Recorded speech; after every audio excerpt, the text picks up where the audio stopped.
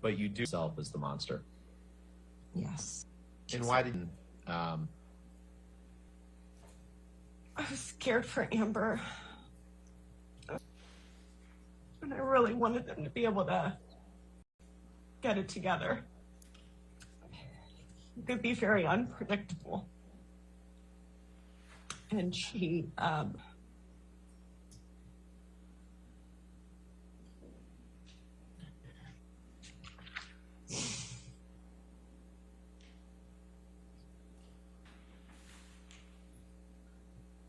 what specific?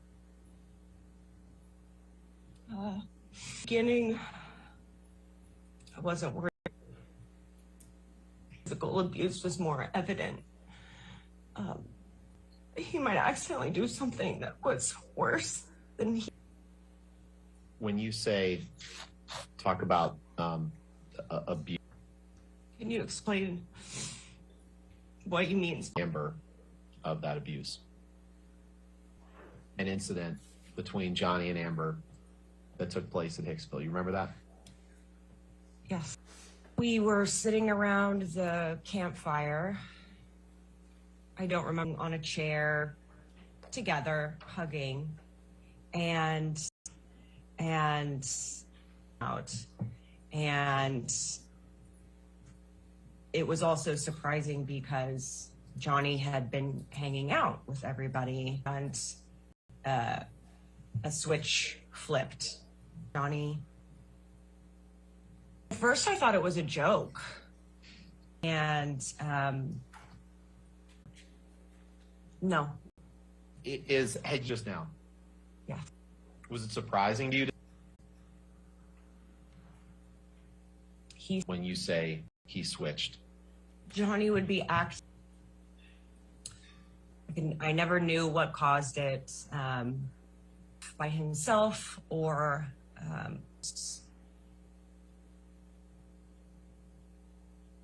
yeah. Remember any specific examples of times that you witnessed when it would happen away from where the rest of the people were?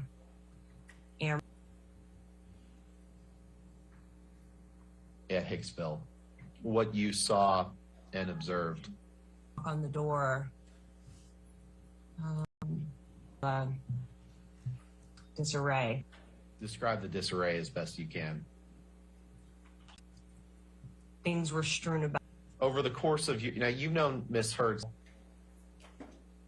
No. Have you ever known her to get in a rage and destroy property? Life? No.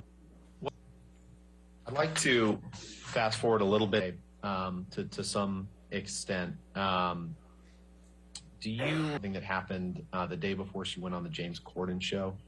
And remember, and I know this is night before. Were you with Amber the night before the James Corden? Yes. And did you observe Corden appearance and the day of the James Corden appearance? Yes. And ask you to clarify certain things, but to her residence, and she was very upset when the hair had penthouse. She didn't cancel. I don't think I. Yes. Why did you tell her that you were going to go take pictures throughout the penthouses? I wouldn't. You saw a few selected pictures we need to go through, and I'll ask you some questions about them, okay?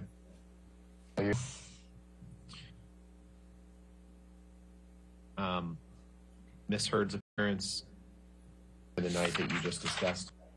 Yes. that you were with Miss Heard that evening? Is the bathroom of What injuries, if any, do you observe on Miss Heard? Miss Pennington.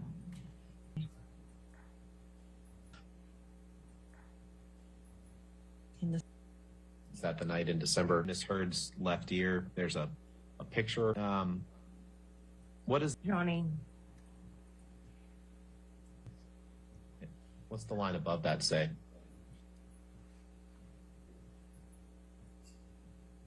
From all you eternally, your Steve. Refers to the same man that. And does this picture truly and accurately reflect? What do you mean by that? You can't see the rest of the hair, Picture of Miss Pennington. Amber's face, swelling on her nose. And Same night. on that night, Yes. Miss Pennington. It's a photo. And swollen bottom lip. You said a swollen nose. Yes. Does this picture fairly?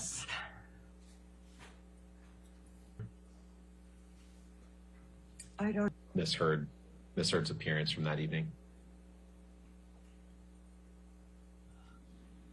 And I'm sorry this is so hard, Miss. What is this picture? This is Amber's face and her right bruised eye. And what night does this show Amber? It appears to be the same night. It's in the bedroom. With you and Amber? Is it? No, I don't think so, no. Does it look like Miss Heard took this picture? Does it look like she just has a cold? This is a picture of and my thumb holding the hair back so that you can see it. On Amber on the night in December 2015, one or the other? Yes. I may have asked you this, Miss Pennington, but I just want to, that night in December 2015. What is this? Mouth. Swelling and an injury on her bottom lip. In this picture? And see underneath her bottom eyelid. Her eyes? She did not usually have that small mark. Does she typically have injuries to her lip? During the time that she was in a relationship with Mr. Depp, how often would you all communicate? In a relationship with Mr. Depp, how often would you communicate with Miss Heard? Like every day? She was home all the time. And you just testified, I believe it wasn't the only incident in which you observed her lips, correct? Correct. Were there any other times that you observed her lips, correct? Correct. Were there any other times that you observed injuries to Miss Heard's? Yes. Exhibit 22 is a... What is this a picture of, Miss Pennington? Picture is the abrasion on the scalp where hair has been removed. Was this, do you know when this picture was taken? In December of 2015 that we've been talking about? Yes. Yes. Does this picture fairly and accurately during the day of or at the day after the December 2000? What is this a picture of, Miss Pennington? This is a picture of a clump of Amber's hair, pH 4. Did you take this picture? Yes. When did, Either events. Yes. and how did you know that that was Amber's hair? This is the color of her hair. It's her home.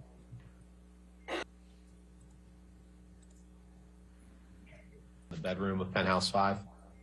4. Paint on, bruises, or use makeup? What do you mean when you say the opposite? She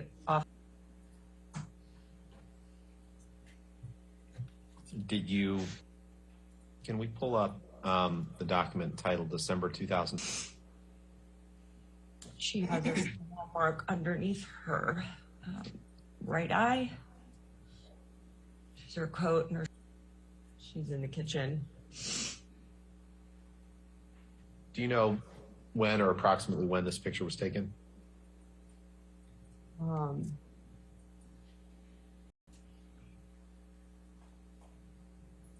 The day following the December event or the day after, maybe. Did you take this picture? I don't know. Does it fairly and accurately depict? On one of the days following, yes. Do you know what this is a picture of, Ms. Pennington? Inside of the bed in Johnny and Amber, one down in Johnny and Amber's bedroom, one down. Production company. A bottle of Tums and a small blue book. Break glass.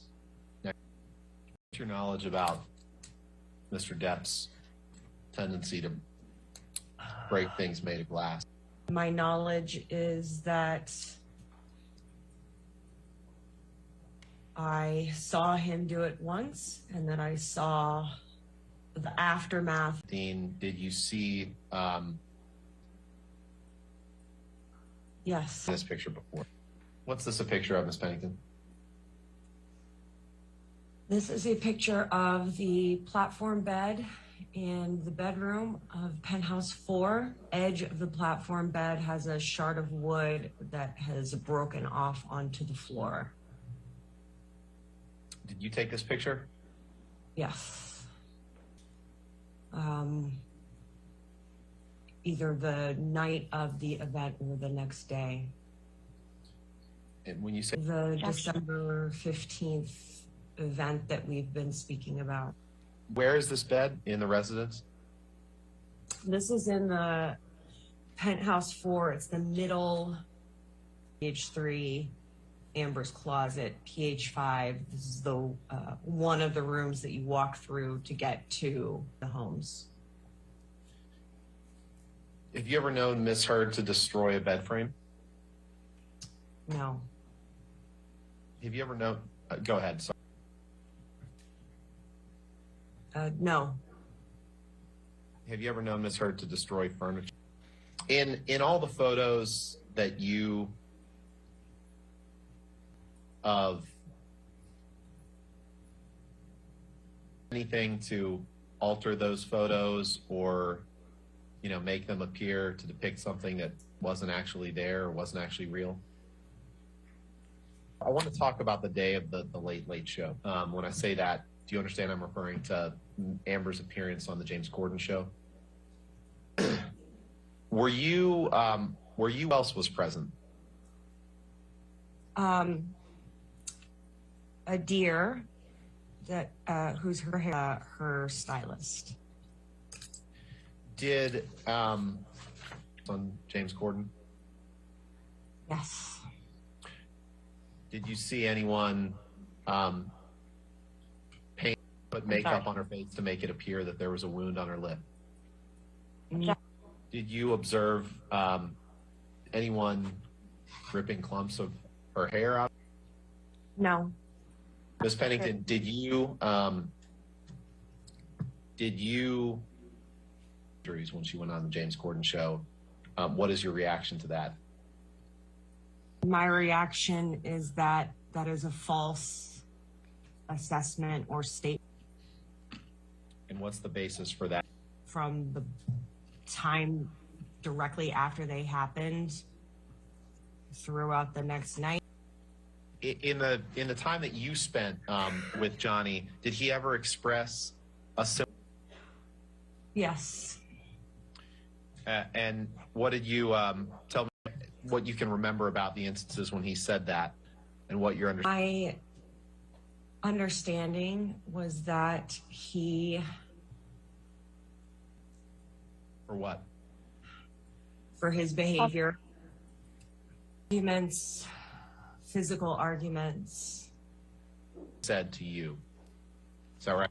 he was working to get clean and get better, and that he to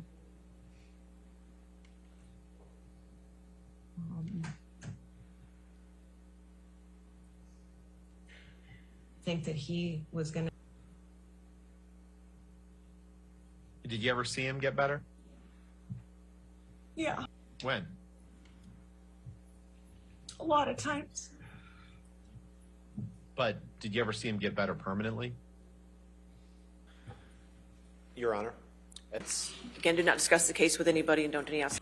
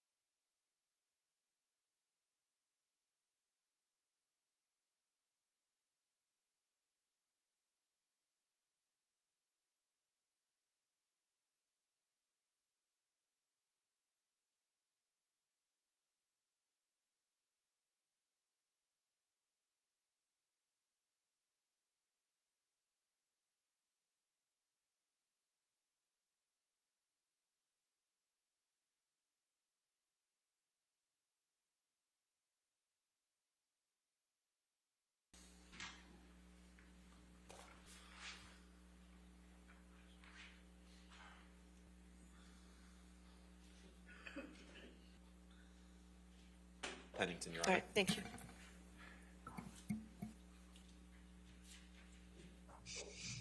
Do you remember that night, Ms. Pennington? Page 5, making jewelry, what the exact message was. And so Amber went. Eventually, he showed up and my key. I had a master key to all of the apartments. He was yelling, and I don't remember exactly what he was saying, or saying, help me.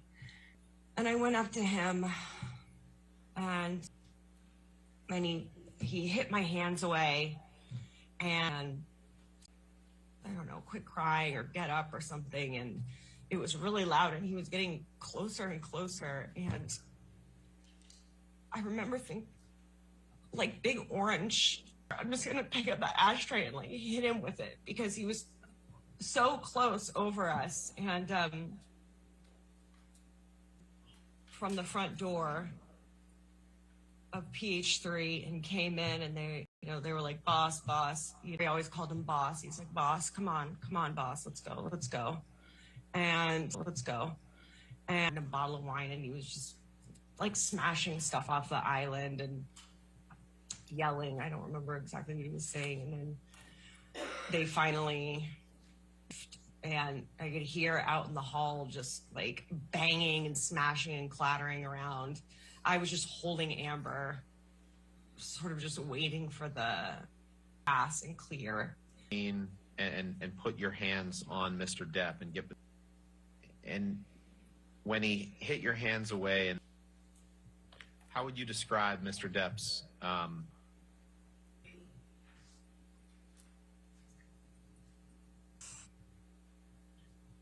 and when he stood over you, you testified a little bit. The thing that he said, the thing that sticks out the most is that he was just.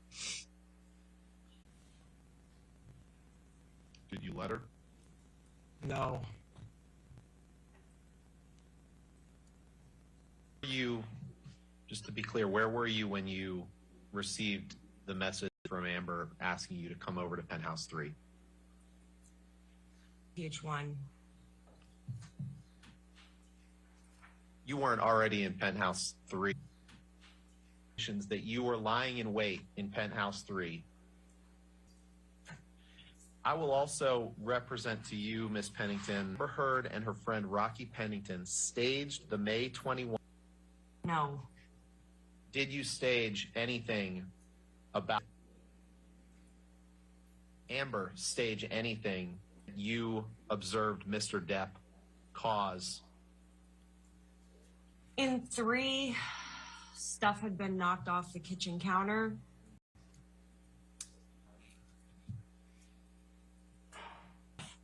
With what? With a wine bottle. What other damage? Wine splash spilled in the hallway. And in PH5, where we had been getting stuff ready for my crafts materials, had been. I'd like to go through with you some photographs. I'd like to go through with you some photographs. 5-1, please. And aftermath of this incident? Yes. Who took photographs?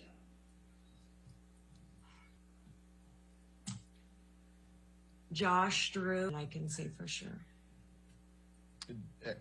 Were you with Mr. Drew when he was taking photographs? I can't remember. Eventually, 5, with the to the wall. Some of the beads are on the windowsill. The stand is broken.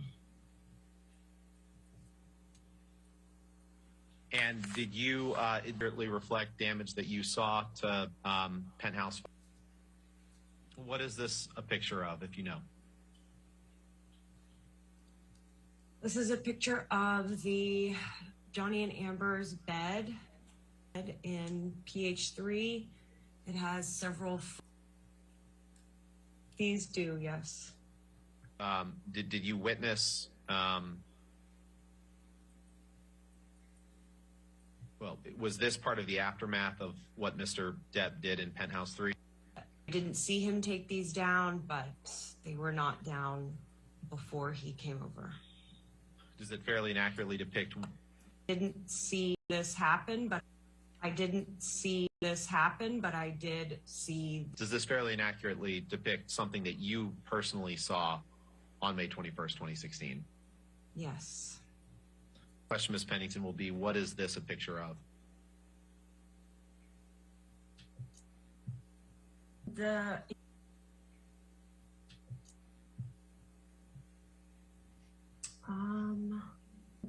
info thing move off to the side. You know, no, I don't. Not in this version of the pictures. So.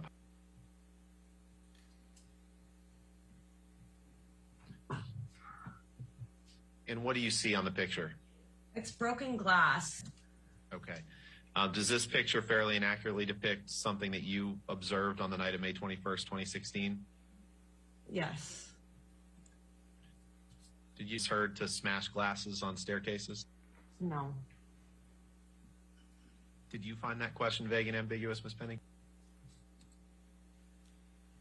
Stairs appearing of the same staircase with broken glass on them. Does this picture fairly and accurately something that you personally observed the night of May 21st, 2016? Yes. 33 is up. What is this a picture of, Ms. Pennington? This is a picture of the floor mat of PH3, and it has a broken, looks like top of a martini glass on it. Okay. Did you see this glass or material around this being broken on the evening of May 21st, 2016? And who broke this glass? Johnny. And does this photo fairly and accurately depict Mr. Depp left Penthouse 3 on May 21st, 2016? Yes. Exhibit 34 is up. Ms. Pennington. This is the space between the cabinets in the refrigerator and the rug on it, and it has a fruit. And Johnny. Basket and fruit on the ground. And do you know who knocked that fruit on the ground? Yes.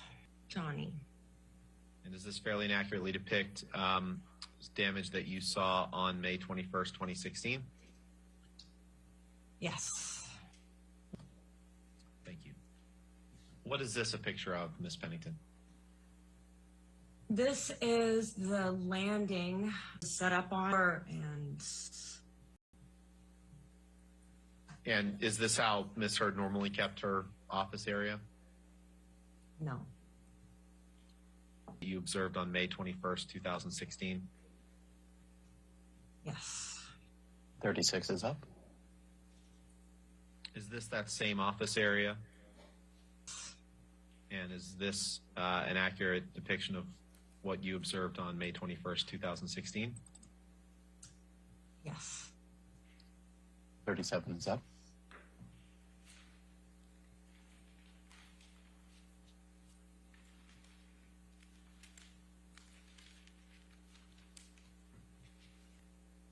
What is this a picture of, Ms. Pennington?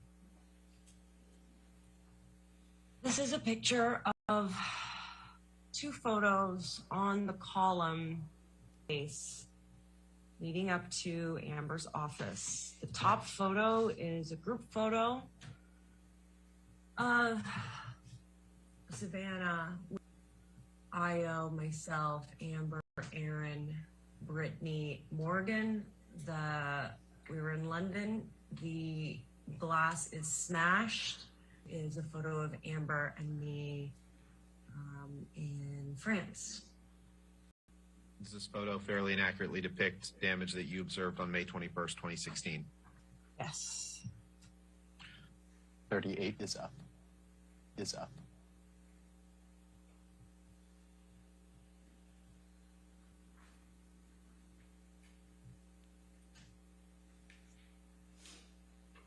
What is this a picture of? Wine on the floor. On May 21st, 2016? On May 21st, 2016? If you know. I don't know.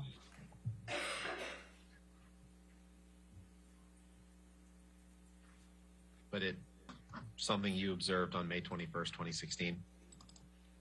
Yes. With spilling wine in penthouses that night in order to stage damage? No. And what is this a picture of? I meant the whole scene. Oh. It's a picture on the floor. Do you know what penthouse that is in? Can you zoom out again, please? 3. Do you know who knocked this picture on the floor? I didn't see it knocked down. Did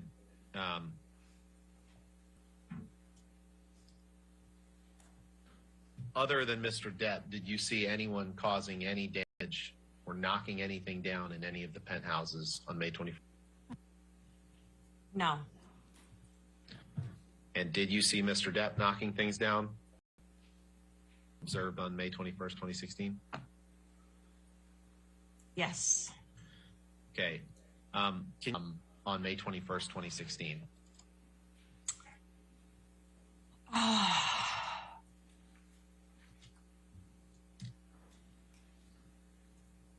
Just a swollen, like red swollen cheek.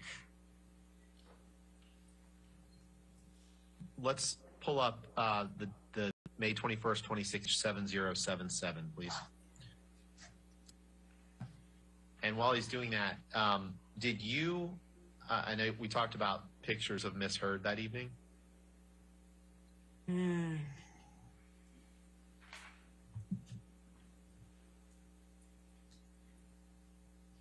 I don't remember if it was me or Josh.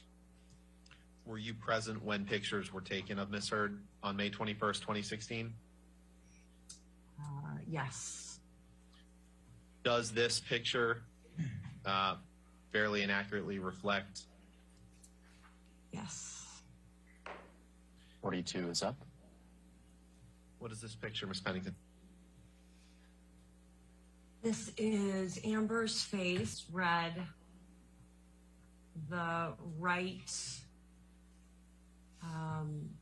cheek and eye is more red and swollen. Her right, left.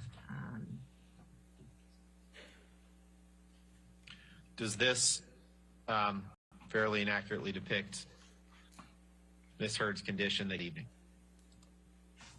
Yes. Can you pull up 7083, please? What is this picture of? Amber's face turned at a slight profile.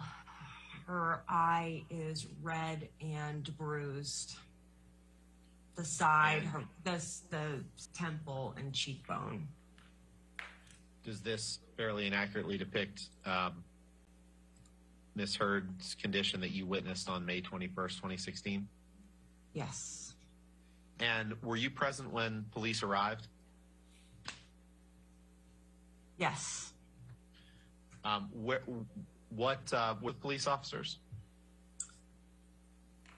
Yes. And what penthouse did they come in? Penthouse 3, both How close were you to the police officer? in the same room. Okay. Could you see damage that he? Did you ever?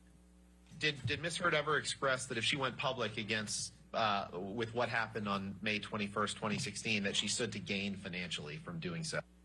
No.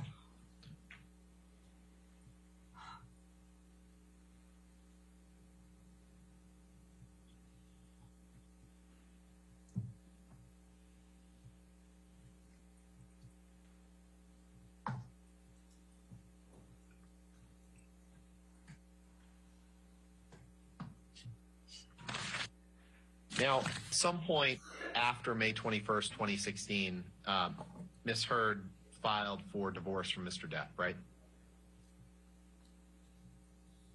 Correct. And at some point, she filed for a domestic violence restraining order against him. Is that right? Yes. I'm going to come back to that line of questioning in a second, but before I forget, you mentioned Jerry and Sean Bett on the night of May 21st, right? For the floor of the ECB, where they would wait for Mr. Depp when he was in one of the penthouses? Yes. And what was that space? We called it the guard shack, and it was a vestibule separate from the penthouses, except that a door from the also connected to the door of the patio of PH5. Okay. Was it, if someone were in the vestibule or the guard shack, as you called it, would they have seen you go into penthouse 3 when? No. Did you see Jerry or Sean or any security guards when you entered penthouse 3? No. Okay. Going back to the domestic violence restraining order, did you accompany Miss Heard to court when she got that order? Yes. I'd like you to pull up, please, May 2016, Court, Pennington, 1. And while he's doing that, do you know if Miss Heard wore any makeup that morning?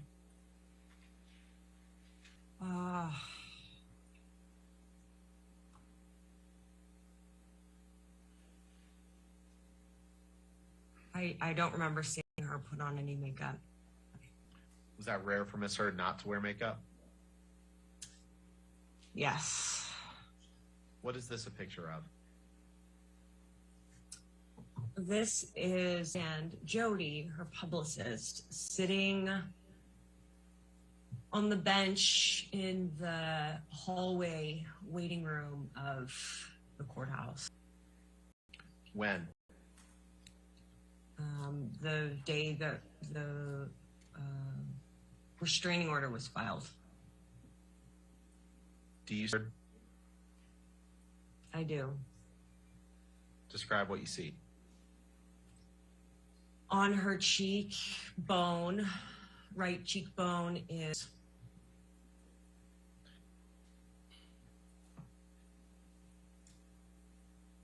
And how long after May 21st was this, approximately? I don't know. I don't remember. A matter of days, weeks? Less than a week. Did you ever see any makeup artist paint on this bruise? No. Can you please pull up Pennington 1295, please? And before we accurately depict Miss Heard's condition the morning she, or the day she applied for the domestic violence restraining order, Yes. do you know whether you took this picture? To the best of my recollection, I took that. 1295.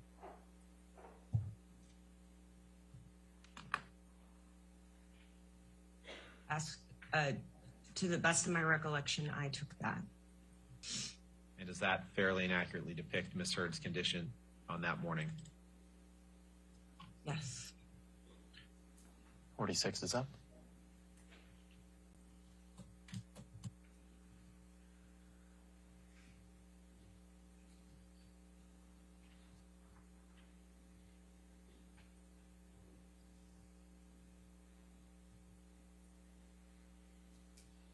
What is that a picture of? It is Amber in the same courthouse room, like a skeleton. Did you take this picture? Yes. Based on your personal knowledge, is there any allegation that Amber did this because she's, quote, a gold digger? No. Ms. Pennington, you came to understand at some point, did you learn that Mr. Depp had lost the tip of his finger in Australia? Yes. And what is that other the tip of his finger off? He showed it to me. In addition to showing you, how did you learn from Mr. Depp that he had cut off the tip of his own finger? What did he tell you? Said, I don't remember how he said he cut. While the nurse was dressing it, I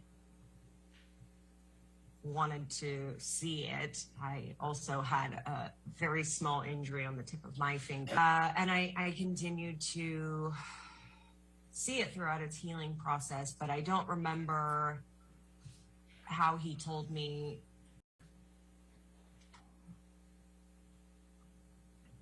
But you remember that he told you that he cut it off. Yes. Ms. Pennington, I'll finish where we started, which is you've given a number of, you've testified a number of times about the events that we talked about today, and I really appreciate you, you being, I know it was tough and it was emotional at times. Is there anything that you would change about any of the testimony that you've given today, about any of these events? No.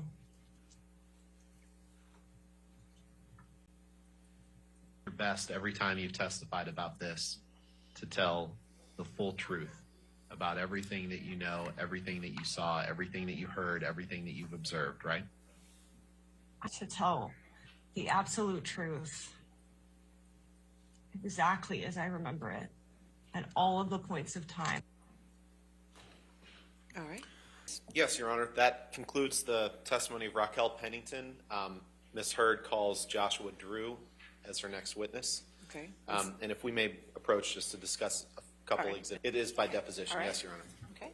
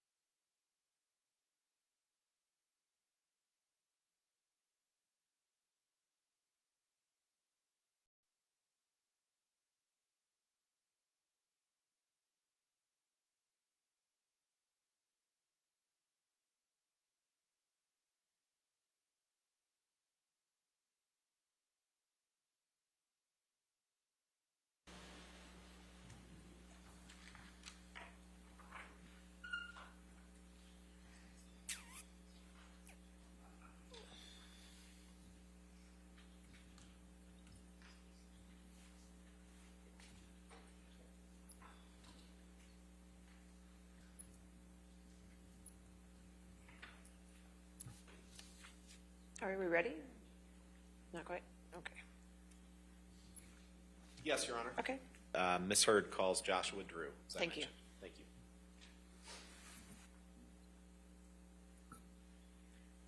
you. Do you live Los Angeles? What is your, I run my own hospitality development consulting firm. are you also a chef? Not anymore. What, if any, education have you had since high school? I have my associates, What institution? Johnson and Wales University. Did you receive a degree from there? I did. From there? I did. Be respectful. How should I refer to her? Ms. Pennington, Rocky, or Raquel? Rocky or Raquel is perfectly fine. Okay.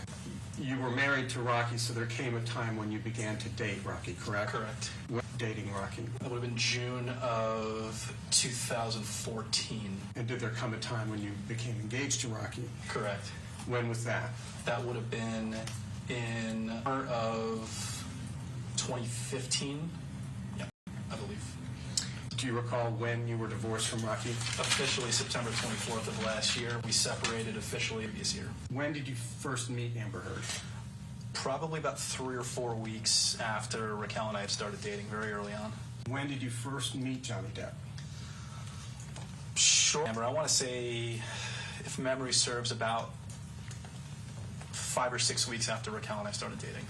Again, I understand it was a long time ago, but do you recall under what circumstances you met him? Very clearly. I had come over under the auspice of what was called Family Movie Night, and it was Amber and Johnny and Jack.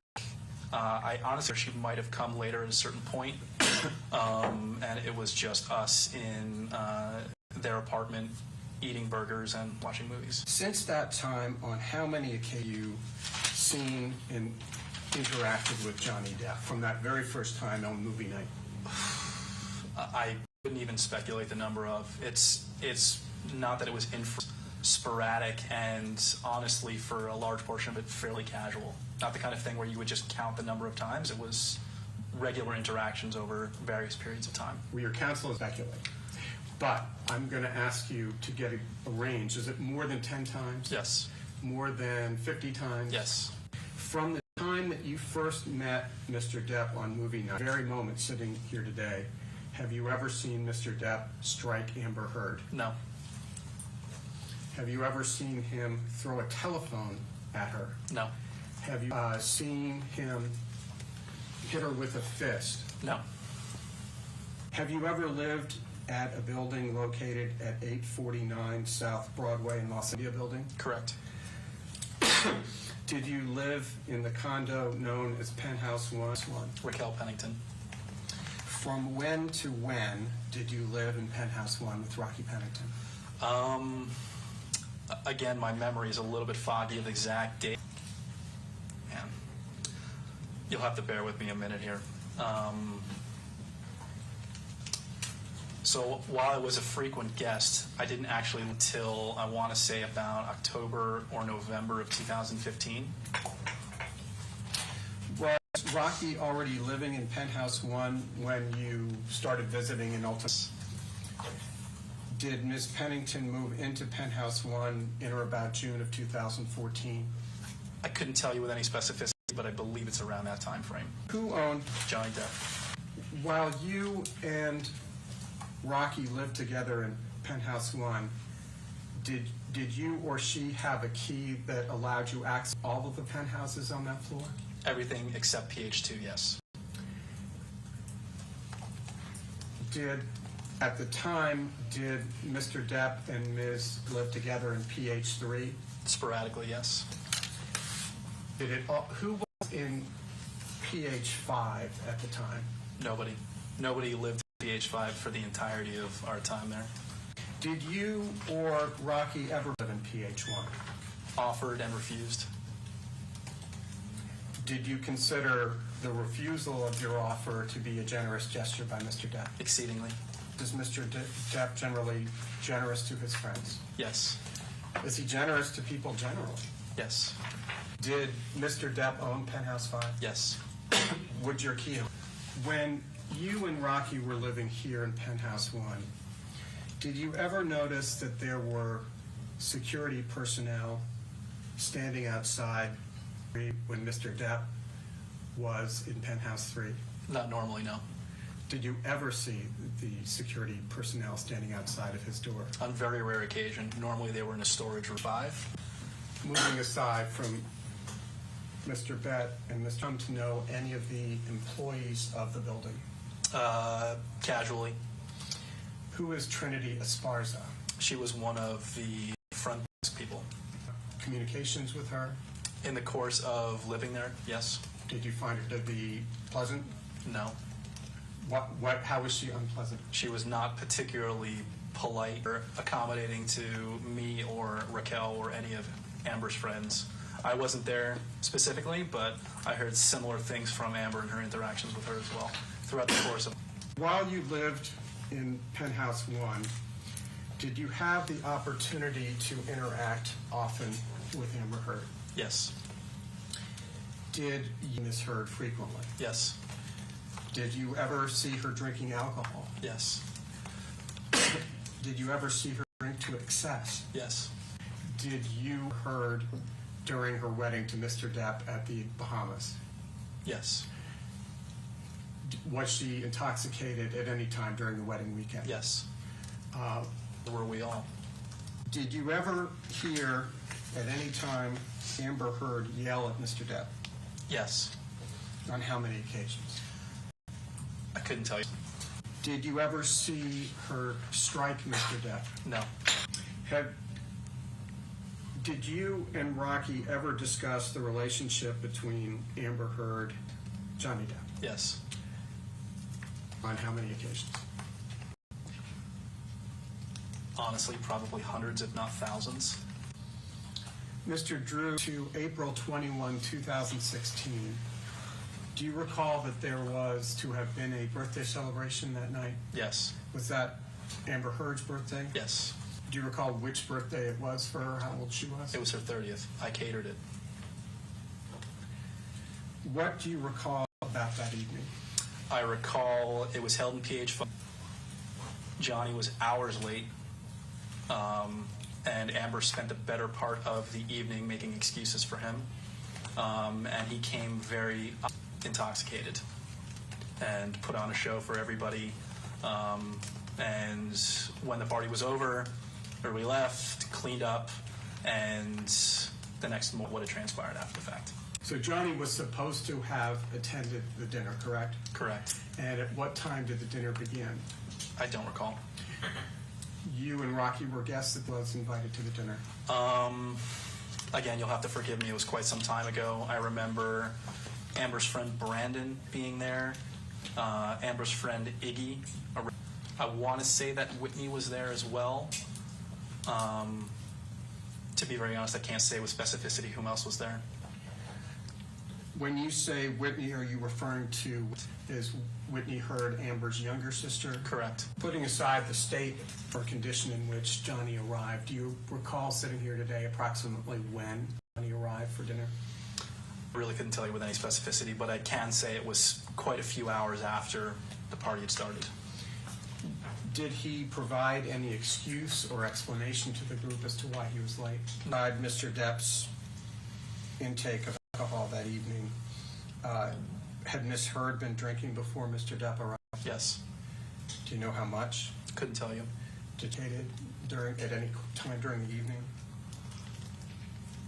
Yes. Did you see Amber Heard the next morning, April 22nd, 2006? Yes. Did you notice any marks on her face or elsewhere that morning? I don't recall. That morning, April 22nd, and Ms. Pennington and Amber Heard drive together to Coachella. They did. I did not. Are you still in contact with Amber Heard? Well, yes.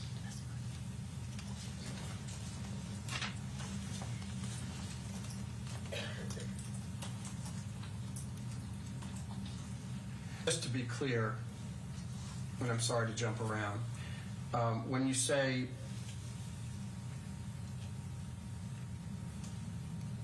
strike that, are you say sporadically, how Free to make amends about, I want to say about 2 months ago, if memory serves.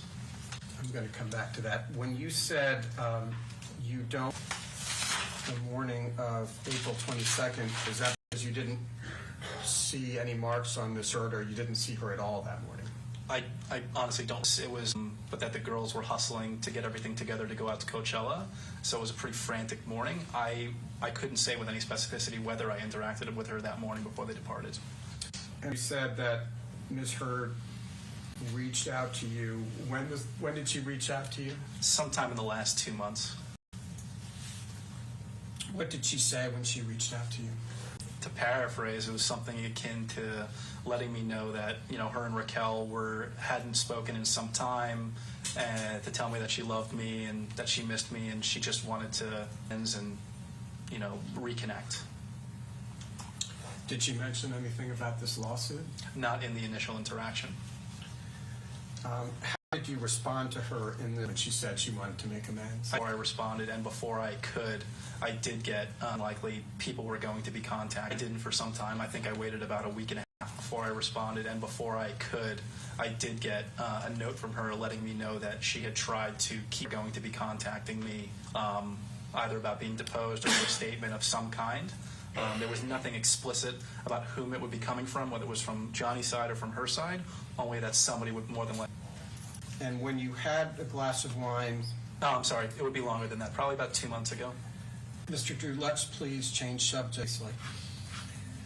Was Mr. Depp at the condo that night? No. Did you see Mr. Bett and Mr. Judge that evening? Yes. When did you first see them? I saw them to open the door to PH5 following the incident. When you say he, to whom are you referring? Johnny. Did you ever see them that night somewhere outside the door of PH3? No. Do you know whether she received it? By the time, but the text message itself and the receipt, yes. Were you with Rocky when she received that text? Yes. Wasn't she already in 3 as of 8:06 p.m.? When she received the text, she was not in Penthouse 3. She was in Penthouse 5 with me. But again, Including that night, did you ever see Mr. Depp strike Rocky Pennington? No. That evening, did you see Mr. Depp? Did you see him break furniture? No. Did you see him kick a hole through a solid door? No. Do you bet and Mr. Judge left the building that night? 06, they had left the building within 30 minutes, to my recollection. So it would be Thereabouts, but I don't recall specifically. What else do you remember about? If there's something specific you'd like me to expound on.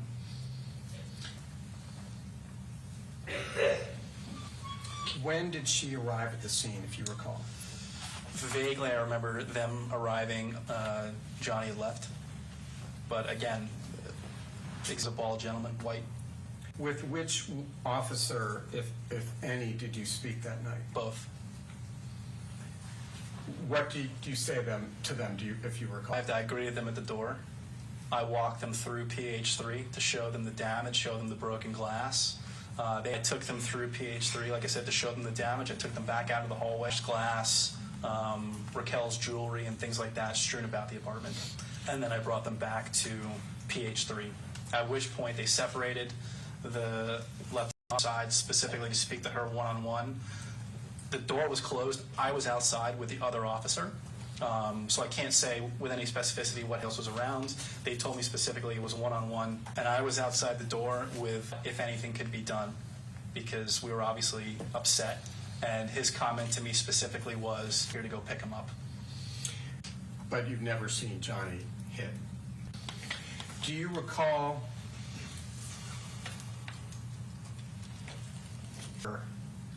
after Mr. Depp and his security? Tell us about that. You'll have to forgive me again. My memory of the exact sequence of events, that transpired after all this is a little foggy. Amber was damn near catatonic after all this. We had gotten her a little bit of a rundown from Raquel over what had transpired.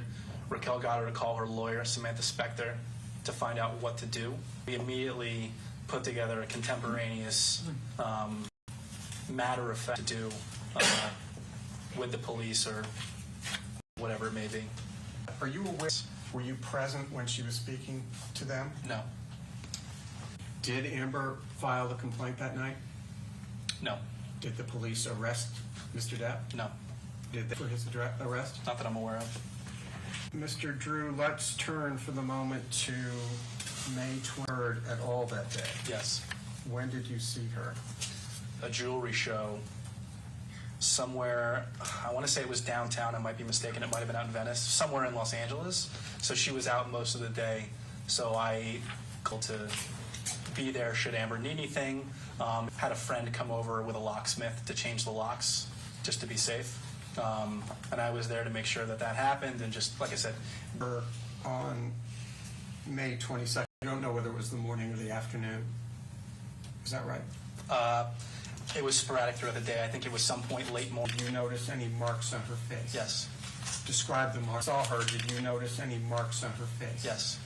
Describe the marks, please. Small bruise on her cheekbone and red marks just above her eyebrow and to the right side, or to the side of her eyebrow. A little bit. Can you remember anything else? Did you see marks anywhere else other than the ones you described? No. Else other than the ones you described? During the time that I was living there? Yes. Yes. On how many occasions? I wouldn't even be able to estimate. Yes. Was it more than 20? Yes. Was it more than 30? Yes. Was it more than 50? Again, I can't really speculate. I was there for quite some time. When did that first occur? I mean, I'm not privy to her comings and goings, and she had other friends than us that were coming to see her. So. And again, to be speaking about visitors at night when Mr. Depp was away. Again, I can't say with any specificity.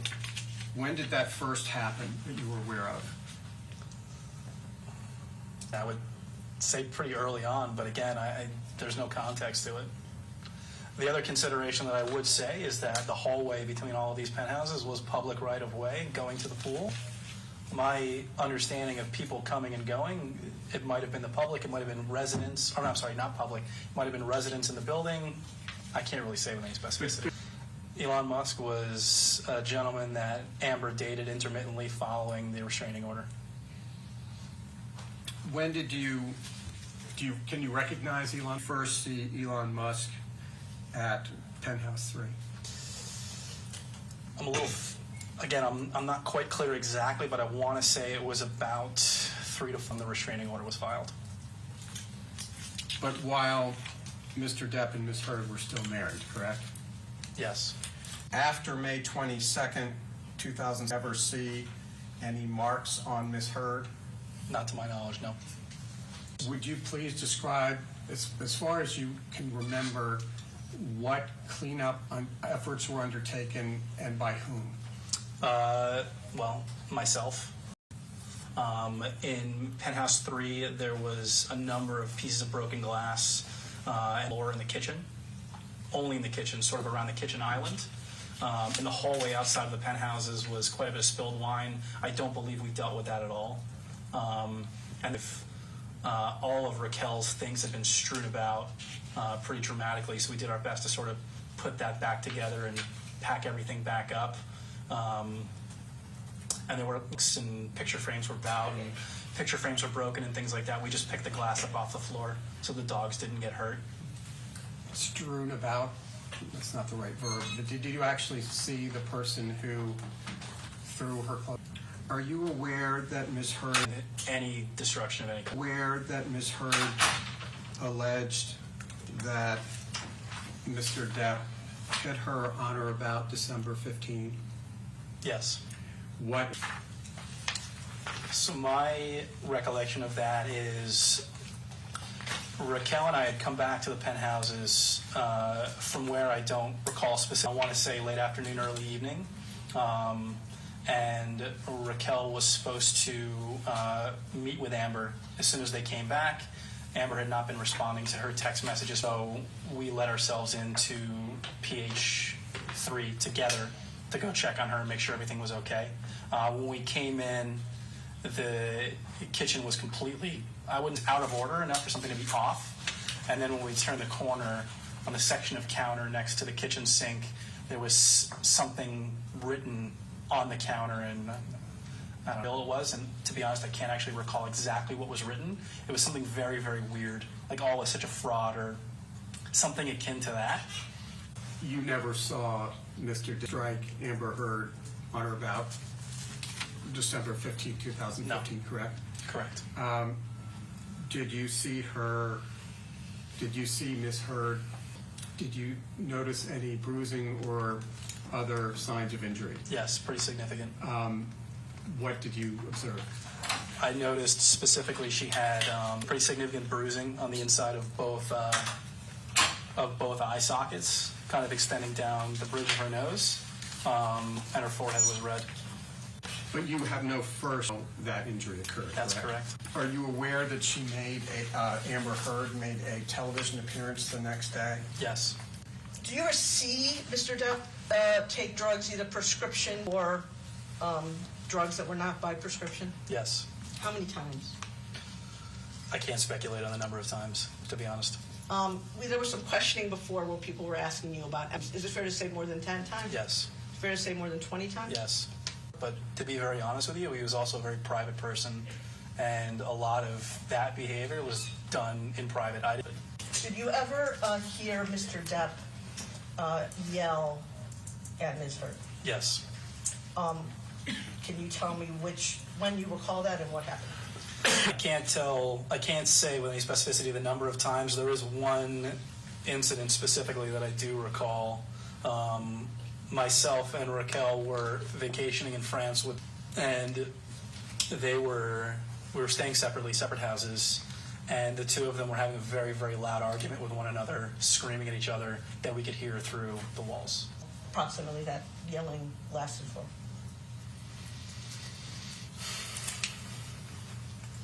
I want to say 30 minutes. Did Mr. Depp often wear heavy rings that you noticed on his fingers? Yes. Did Mr. Depp often wear heavy rings that you noticed on his fingers? Yes. More than one?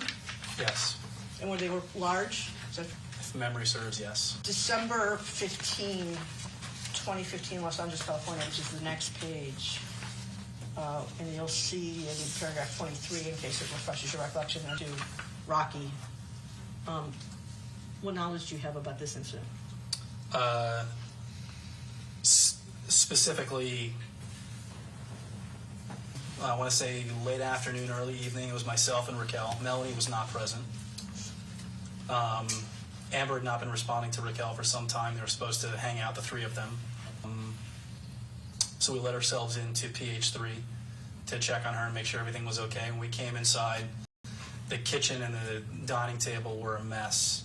Like the kitchen, like about outside of the norm. And there was something written on the counter adjacent to the kitchen sink, like I stated previously, something like, all was such a fraud or something in that vein. We realized something was off right away. Raquel told me to go back to our place and then booked it upstairs. I didn't hear from her for about 10, 15 minutes, which I was obviously concerned about. You just testified about, you talked about the kitchen being, with Mr. Chu, about the kitchen being a mess on one incident. Is this the same incident you were referencing? Correct. Earlier? Okay. So I think you testified that when you came and you saw some run, I've showed you a document which is a photograph that we've marked as Drew 10 and asked, did you come to learn, Mr. Drew, who had written this language?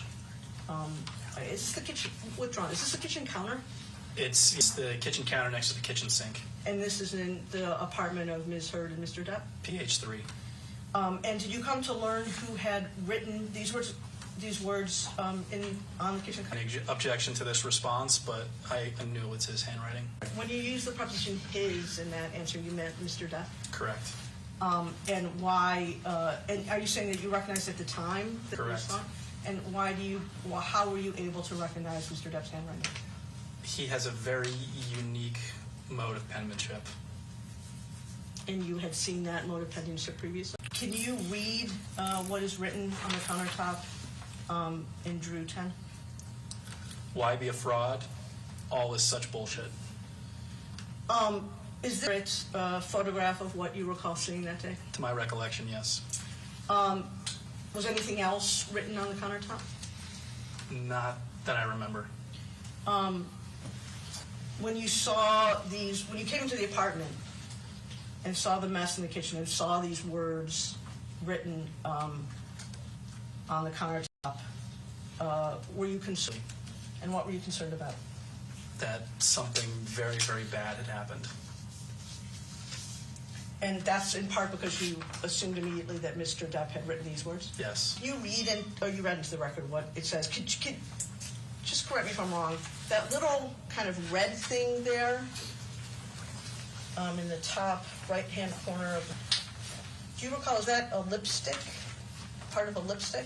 Couldn't tell you. Okay. At the time, did you have any idea of what this was written in? Do you recall? Looking at it, I can answer. I don't want to say no. And I take it, Mr. Drew, you didn't take this photograph. No. Do you know if Rocky did? I don't know. And when you say you were concerned that something very, what do you mean by that? You walk into somebody's house and it looks like they vandalized it and things are amiss or things are strewn about. It doesn't portend anything.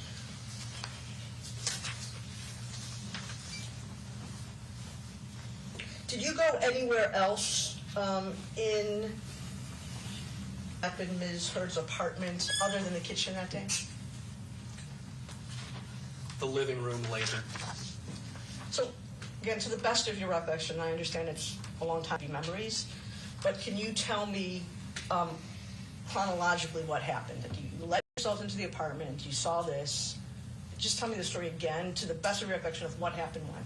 All I remember it is that like I said, we came home late afternoon, early evening. Hadn't heard from Amber in some time, which was out of character for her. Let ourselves in to go check. Saw that written on the counter.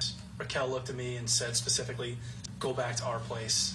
I'm going to go check on her. Bolted upstairs. I was sitting over in PH1 in our apartment, waiting from her.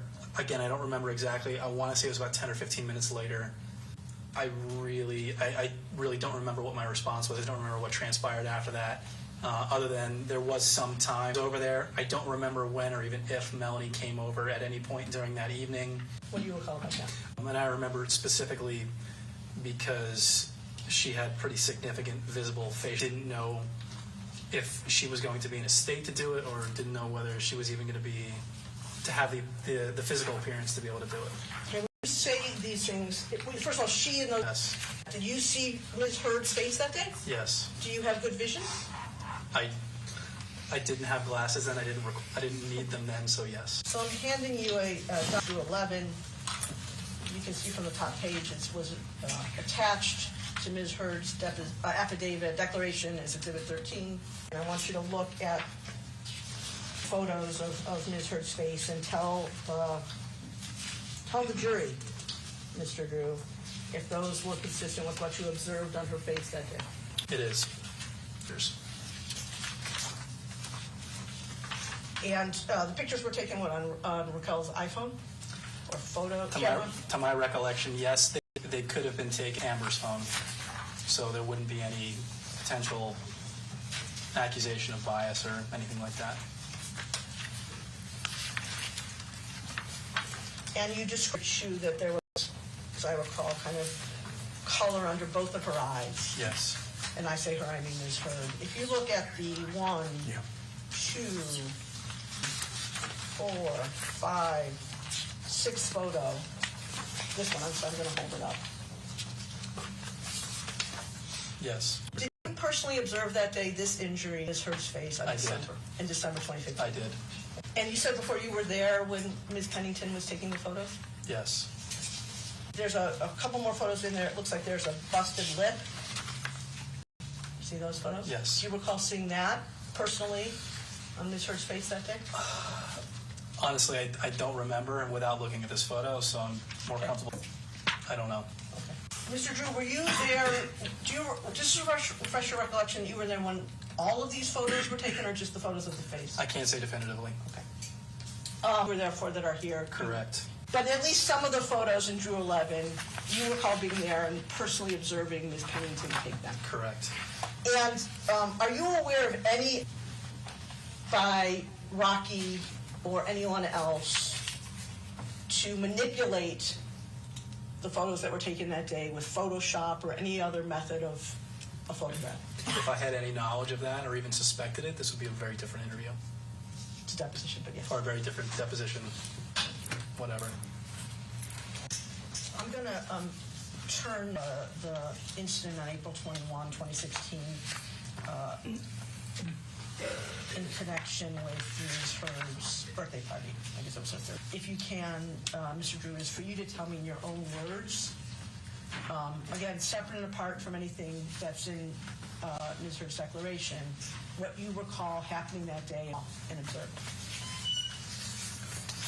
So if memory serves, it was Amber's 30th birthday. She wanted to have a dinner party at the apartments, and I offered to cook dinner for everybody. There had been some mention that he had appointments or he had some things, but that he would be there. And so I don't recall specifically who the appointment was with, what they were for, what time they were, anything like that. Who the appointment was with, what they were for, what time they were, anything like that.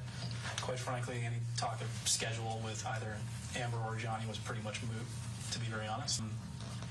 Everybody arrived. We were I think we waited for a little bit of time, expecting him to show up. And at a certain point, I think, let's sit down and have dinner. He'll get here whenever he gets here. And we had the party in PH5. We sat outside. I want to say he showed up at the end of the evening, but pretty close to. Again, this is just my observation, but it appeared that he was inebriated in some way. I won't say whether he'd been drinking on pills or whatever it was, but did have the appearance that she did not react to it. She being Amber, yeah, played nice. He sat down and quite pleasant.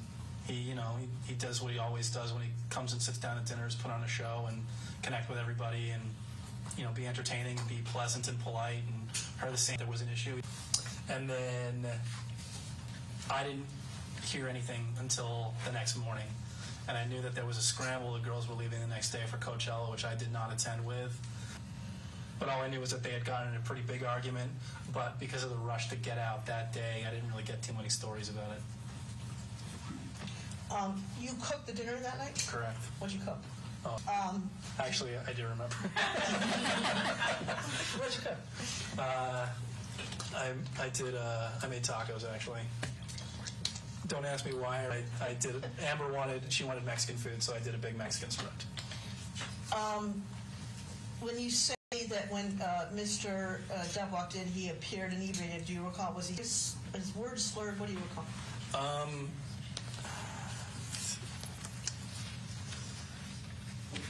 Because I had come to know him pretty well at that point, he was pretty good at hiding it with people who didn't know him all that well. But you could sort of see that if you spend enough time around with him, you could see the little ticks, slurring his words a little bit extra discombobulated, and being a little bit more, what's the word? Like just gregarious and loose. It's not his normal mode. Okay, I hate back into what I'm going to refer to as the poop incident. I think you testified earlier that you observed dog poop or dog pee in Mr. Depp and Ms. Heard's apartment. Is that correct? In perpetuity. When you say in perpetuity, what do you mean? It's pretty much cleaned up my fair share in that apartment. And I think you testified that the dogs weren't trained to only poop on the sidewalk. They weren't trained at all. They had their run, and they'd be left at home sometimes, and if there was nobody there to take care of them, and at some point, there was pee and poop on everything. Couches, sofas, chairs, the bed, you name it. Go to the May 21 incident, which is covered on pages 10 through 13. This is Drew 7. Again, same thing that we did for April 21. I would like it, Mr. Drew, if you could just tell me the story of your role, what you saw, what you observed, what you did. I was not in the office. Raquel had her first jewelry show the next day, and the plan was for her and her friend Liz, who would come over to help her specifically. Amber was around. They were going to sit in PH5 and do yoga and paint and make necklaces and things like that. And I was sort of in and out most of the day, hanging out with them. And pretty rapidly thereafter, in like 10 or 15 minutes before I heard a door open in the hallway. And then a couple seconds later, I heard a really, really loud slam, which I literally thought being smashed into our door at PH1. And then I heard keys jingling and Johnny shouting at one of his security to open this. Is it all right if I swear? I mean, I'm telling you here. That's okay. Exactly as they were saying. As I remember, he said, "Open this fucking door, get me in here." And he came in, caught eyes with me right away, and beeline for me, screaming, curse. I walked calmly to leave, realized that I'd forgotten my keys and the dog, so I turned around and walked back to go get both. He stayed and followed with me, walking, pacing, and I left calmly. At that point, Liz was still in the apartment, and the last look I saw of her is that she bolted around the corner and went upstairs to hide from him. Had ever done this to you before? No. Did he? How close was he to you when he was when he aiming at you? Close enough for it to be aggressive. Within a foot? Yes. And you said that you originally heard him say, you know, open the. When he was spitting and screaming at you, what did you recall him saying? Couldn't tell you. Honestly, it sounded like gibberish. At that point, I don't think I was really hearing anything. It was just the hell out of here without something else happening. Because quite frankly, like the reality, like even though he's standing there in front of my face, he's also got, you know, 2 bodyguards right there with him that are bigger than me. Happen here. What were you feeling when this was going on? I'm not trying to. I mean, I don't think, honestly, I didn't feel threatened. I'll say that flat out. It seemed really, really silly. I just wanted to get out and make sure that the girls were okay. And sometimes you can say someone's spitting at you because they're like performing on a stage and they're. It wasn't like actively spitting in my face. It was just the nature of how close he was. Okay, so you go get your keys. You guys have your own dog, I take it? Yes. You got your dog. Go out. What happens next? I walked out into the hallway, and to be very, very candid, I don't remember in this instance whether I went to PH3 to go check on them or whether I went in sequence of events after that as to when I actually got to Raquel and Amber or whether they came to me. I really don't remember that sequence of events offhand. I couldn't. When you got to Raquel and Amber, what did you observe? I remember first speaking to them specifically in PH1 in our place, but how it is we got there, I don't remember. I remember Deadbolt and Amber was like catatonic. She was just like 1,000 yards there, just done. And Raquel was like trying to calm down herself. And I was looking, what the fuck just happened? And she started to recount a little bit, and I went right out the door and started banging on the door to do something regrettable. He was already gone at that point. Just so I understand that you banged on the door. I'm going to go to Drew 1, if you don't mind. Your incredible architectural drawing, Mr. Drew. So tell me where you are, where he was, where you went. I was in here when Johnny's door's right here. The witness should reflect, the record should reflect the witness putting to PH5. Door was right there. This is in PH5. The living room's a little bit larger. I came out of the door to PH1, and I went back, started banging on the door at PH5, assuming he was still in there, but they were already gone. So what sparked you to go back to try to go after Mr. Depp was hearing from Rocky that Mr. Depp posted his hurt. Correct. By the time you got over there, he had already left. Yes.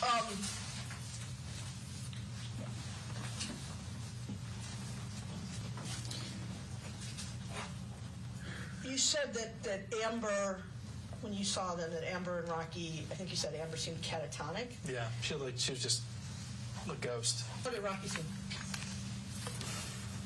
from what I remember, sort of like when somebody's coming down from an adrenaline rush, she was just sort of like, she didn't really sit still, just sort of standing there and shaking.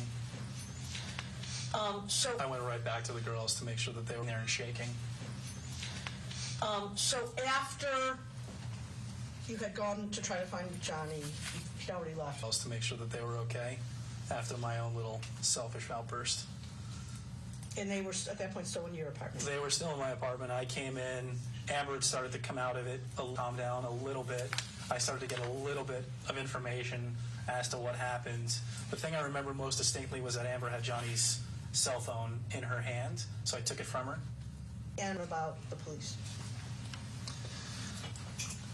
We were in PH1. I believe at that point when I came back upstairs, Amber was already on the phone with her attorney. We went back to go pictures of the wine stain in the home. Is that the first time you saw the damage in her place, or had you already seen it in kind of the back and forth? Again, I'm a little foggy on that.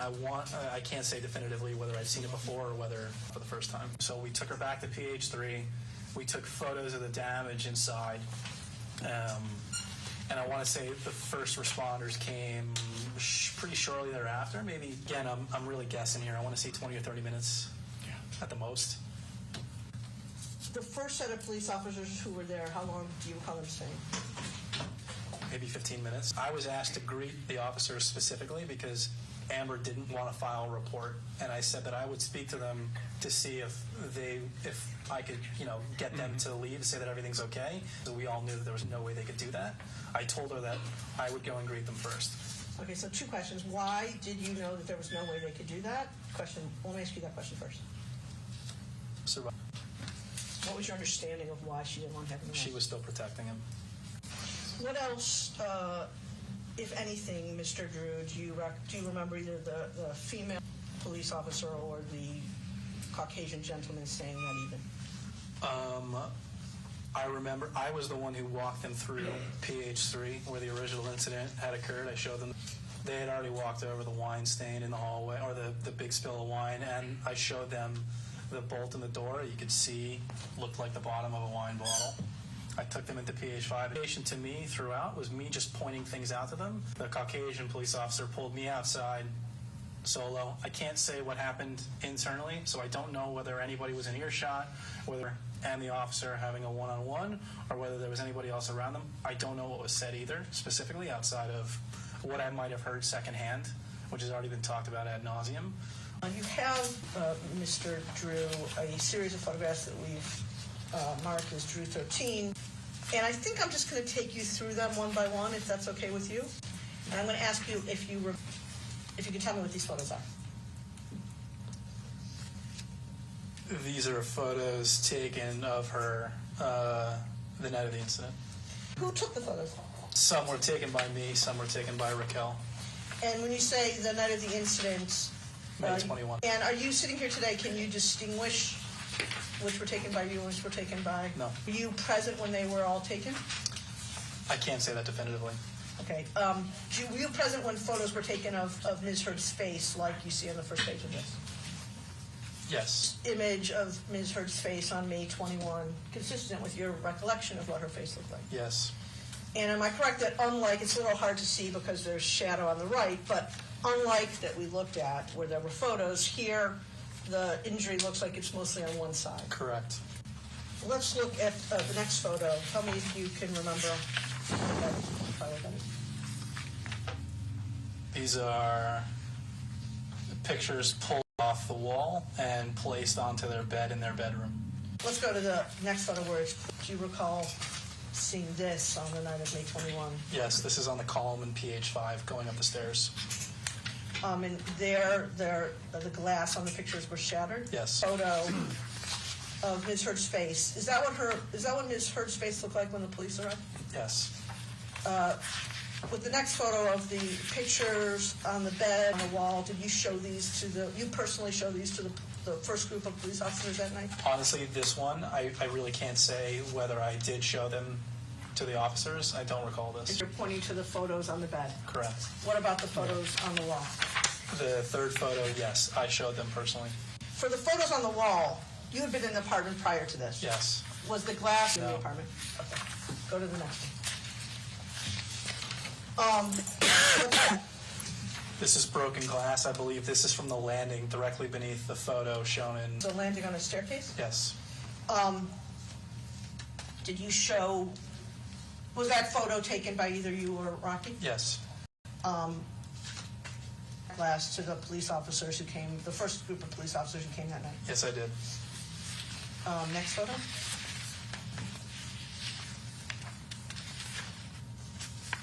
That's the stairway, I Yep. think. And that photo was again taken by either you or Rocky? Correct. Was the broken glass on the stairway depicted in this photograph shown to the first It group? was. What's the next photo? This is the hallway where there would have been spilled wine right outside the door of PH1. And do you see spilled indicate for the record where that is? Here and here and here. He's pointing to the sort of middle of the photograph on the right side, on the floor, on the stripes. And was this a photograph taken by either you or your then wife? And did the police officers, the first group of police officers who came, see this on that evening? They would have walked through it before they even got to the door. But that's not something you showed them. No. Last photo in the series?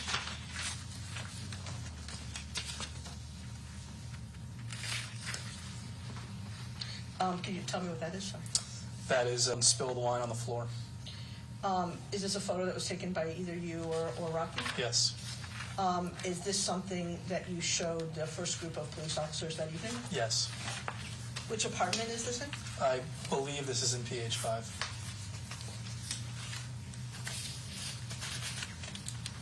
Which room? In the living room.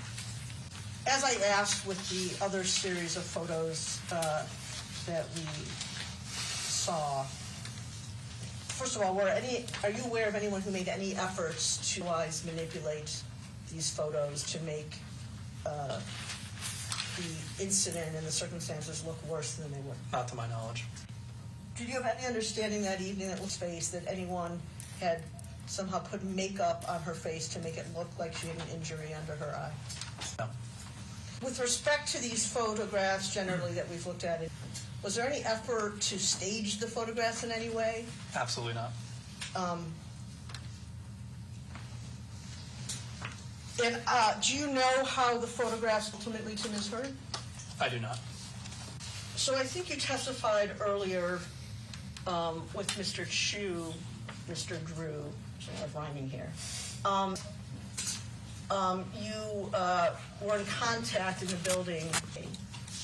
Sitting here today, do you know who took these photos? We're talking about the two I have in front of me right now. Yes. It was either me or Raquel. Is this consistent with your recollection of how Ms. Heard looked the next day on May 22nd? Yes. Did you see Ms. Heard's face on May 22nd? Yes. Did you take photos of Ms. Heard's face on that day? Yes, to my recollection. And similar to questions I've asked in the past, was any effort stage those photos in any way? Not to my knowledge, no. Was any effort made to put makeup on Ms. Heard's face to make the injuries look redder or more serious? Not to my knowledge, no.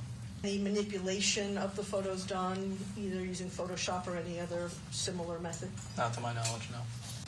I'm showing you a document that's been marked as Drew 18 photos there, and asking if you can identify where these photos were taken. The photo on the first page, honestly, I'm not sure. I don't really remember which stairwell this was from which penthouse. Each penthouse had a stairwell. Yes. Okay. Next one. Both of these photos are taken from PH5, where Amber's closet was located, or what Amber used as her closet, I should say. Next page, same thing, Amber's closet. Same thing. Next page, at least the top one. The top one, same. Bottom photo on that page. Bottom photo from, it looks like it's taken from the landing on the stairwell of PH5 towards the kitchen, towards the Broadway side. It just seems like similar copies. Were you ever made aware, Mr. Drew, of anyone destroying Amber Heard's closet this way? My knowledge. Are you aware of any efforts between and among Rocky Pennington, Io Tillett, Melanie Iglesias, or Amanda DeCadenet to, quote, get their story straight? Not to my knowledge. Have you had any outreach from any of those people that I just mentioned to you to coordinate your story or your recollection or your testimony about the things you've testified here today? No. I did receive a phone call from IO. I want to say that was to catch up. And did you discuss during that phone conversation your recollection of the events that we've been discussing No. today? You testified that the dogs were too small to climb the stairs. Is that Correct. correct? And if the dogs, in fact, were too small to climb the stairs, how would they be able to? One of them was not. So it's your testimony that one of the dogs had the ability to climb the stairs and jump on the bed, and the other had neither. Correct. All right. Ladies and gentlemen, that completes the testimony of that witness. So we'll go ahead and have our lunch break. Again, during your hour lunch break, do not discuss the case with anybody and don't do any outside research, okay? Thank you. We'll see you in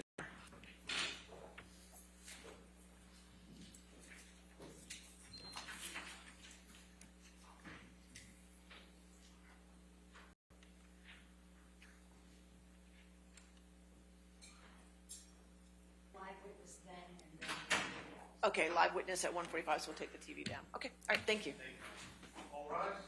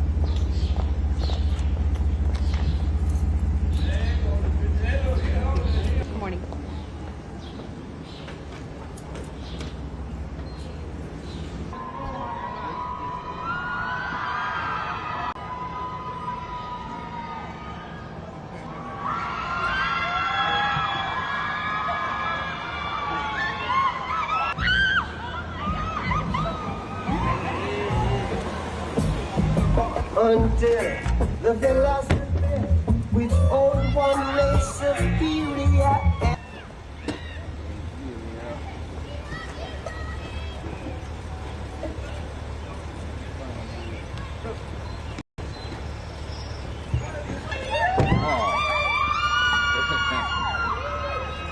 Thank you. Since people are talking anyway, I brought this for you. Thank you. Oh, yeah. Let's go.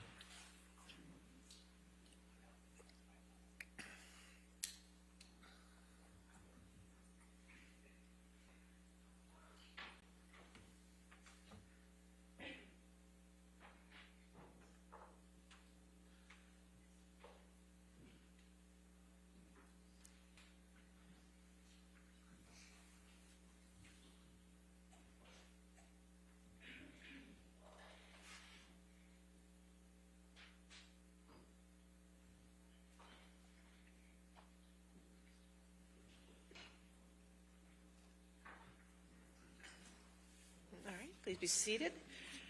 All right, your next witness. Whitney Enriquez to the stand. All right. Come forward, ma'am.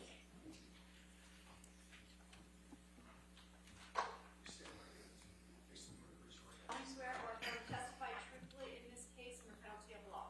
I do.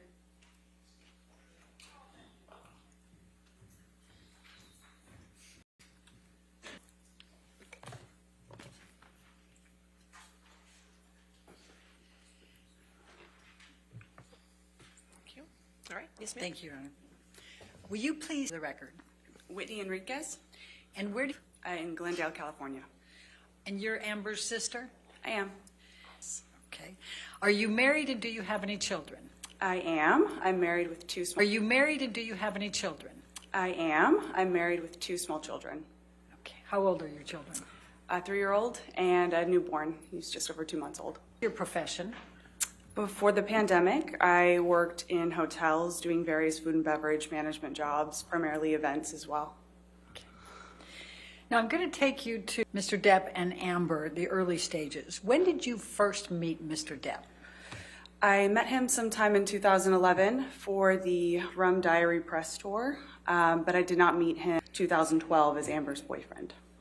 I shared with my boyfriend at the time. Now describe your relationship with Mr. Depp in the early stages. We got along really well at first. He, at the time, and Johnny, when he's sober, is very bright and beautiful and lovely and kind and generous, and he was very easy to get to know, and frankly, we all fell in love with him at first. Observations of Amber and Mr. Depp's relationship in the early stages. Again, at first, that was wonderful. They were incredibly in love. I actually fall so madly for somebody. And things were wonderful. They seemed to really understand each other and get along well. But very quickly, this pattern emerged as their relationship went on, that if Johnny was using, there almost always was a fight. There was always a Objection, Your Honor. Cause for speculation, lack of foundation. All right, as the foundation, if you want to. Just what, if any, changes in their relationship did you observe? That when Johnny was using, I saw it firsthand. Objection, Your Honor. Same objection. Overruled, that's fine. Thank you. Please continue. If he was using or if he was drinking, there was almost always a fight. There was always a period where they weren't getting along, and it seemed to oscillate pretty quickly. He would be sober for a little bit and then almost just as quickly fall off the wagon, and there would be some big blowout, and it seemed to go back and forth pretty frequently. There was never an extended period of time where it was one or the other. What, if any, changes did you observe in Amber's relationship with Johnny? At first, Amber was Amber. She was loud, fun, funny. She laughed a lot. Was just this happy, bright, fun-loving thing, always surrounded by friends. And then it was a progression that it was so slow. In hindsight, it was like watching a slow-motion gunshot. She suddenly stopped sleeping as much. She wasn't as funny, she wasn't as loud, she wasn't as gregarious as she used to be. At the end of their relationship, she was so physically unwell. She maybe weighed 100 pounds soaking wet. She was emaciated, she wasn't sleeping. She had developed a heart condition, eyes were sunken in. She just looked Objection, like Your two Honor. different. Lack of foundation calls for hearsay. She's giving her observations. Well, heart condition, I'll sustain as to heart Okay, condition. Thank you. other than the heart condition, please. She just, if you were to do a photograph side by side, you would see two very different people. And What, if any, two very different people. And people that knew her throughout the entirety of their relationships, all the same thing. what, if any, observations did you make about Mr. Depp exhibiting controlling behavior over the course of to Amber's clothing? Objection, Your Honor. Leading. What, if any, observations did she Sustain make the about? I'll sustain the objection. What, if any, observations did you make Mr. Depp's treatment of Amber relating to clothing? At first, it would be like light or you know, she left the house wearing something like, oh, you're going to wear that, you know, or just some joke. It was very subtle, you know. And then over time, again, just like the progression of their relationship, it just, then suddenly it's, you know, they have the same stylist. He and I forgot her name, but suddenly they have the same style, essentially controlling what she wore to events and things like that. So she went from being able to wear whatever the hell she wanted, and then suddenly she's wearing anything that his stylist, or wanted him to wear. And her style over time just got more and more conservative. What, if any, observations did you make about Mr. Depp to Amber's work? That too was one thing at first. He was saying he was protective over the kinds of jobs she was taking. You know, oh, that's not going to be good for this, not going to be good for that. And then suddenly he has a problem with her taking any sort of job or any sort of audition. And then it became every time that she even thought about it was another fight. He would often say things like, I don't even understand why she needs to work. I'll take care of her. I'll take care of you. I'll take care of everyone else. She doesn't need to work at all. It was one of those things that he was vehemently against her working at all. What, if any, observations did you make about Mr. Depp's treatment of Amber with respect to friends? And these are all things that just very slowly over time just changed. You know, at first, you know, he was very inclusive of all of us. At one point, we all lived downtown, beautiful lofts. You know, at first that was part of the allowed in the fold. Time went on, he had an issue with Io. Io wasn't allowed in the fold anymore. And then at some point, even me, he had accused me of doing something horrendous that I had never. And then suddenly, I'm not allowed around anymore. And just over time, she had such a small network of people that were there to support her. It was hard to watch. You make about Mr. Depp's attitude or treatment of Amber with respect to her health? Amber was a healthy person at first. She didn't have any medical issues that, you know, didn't need intervention of any sort. But in one of Johnny's attempts to get sober, he employed Dr. Kipper, who had these nurses, and he had a personal nurse that would like administer medication, and you know, I think the intention was to make sure that he stayed clean and all. Speculation. Without discussing what the intentions were, just go ahead and give us what your observations were with respect to Mr. Depp, with respect to Amber's health. For really unclear reasons, Amber had her own personal nurse just administering medication, and from what I saw, it was strange. I did, you know, medication on the daily or whatever, and then all of a sudden she has a therapist that is employed by Dr. Kipper. Even her medical treatment was somehow controlled by Johnny. Objection, Your Honor. Calls for speculation with respect to the control. Was to control, but paid for. I'll allow. Go ahead. Okay, thank you. What about Amber's electronic devices? Well, every time they fought or had an argument, lost a phone, a tablet, a computer, you could almost guarantee that something would get destroyed when they fought.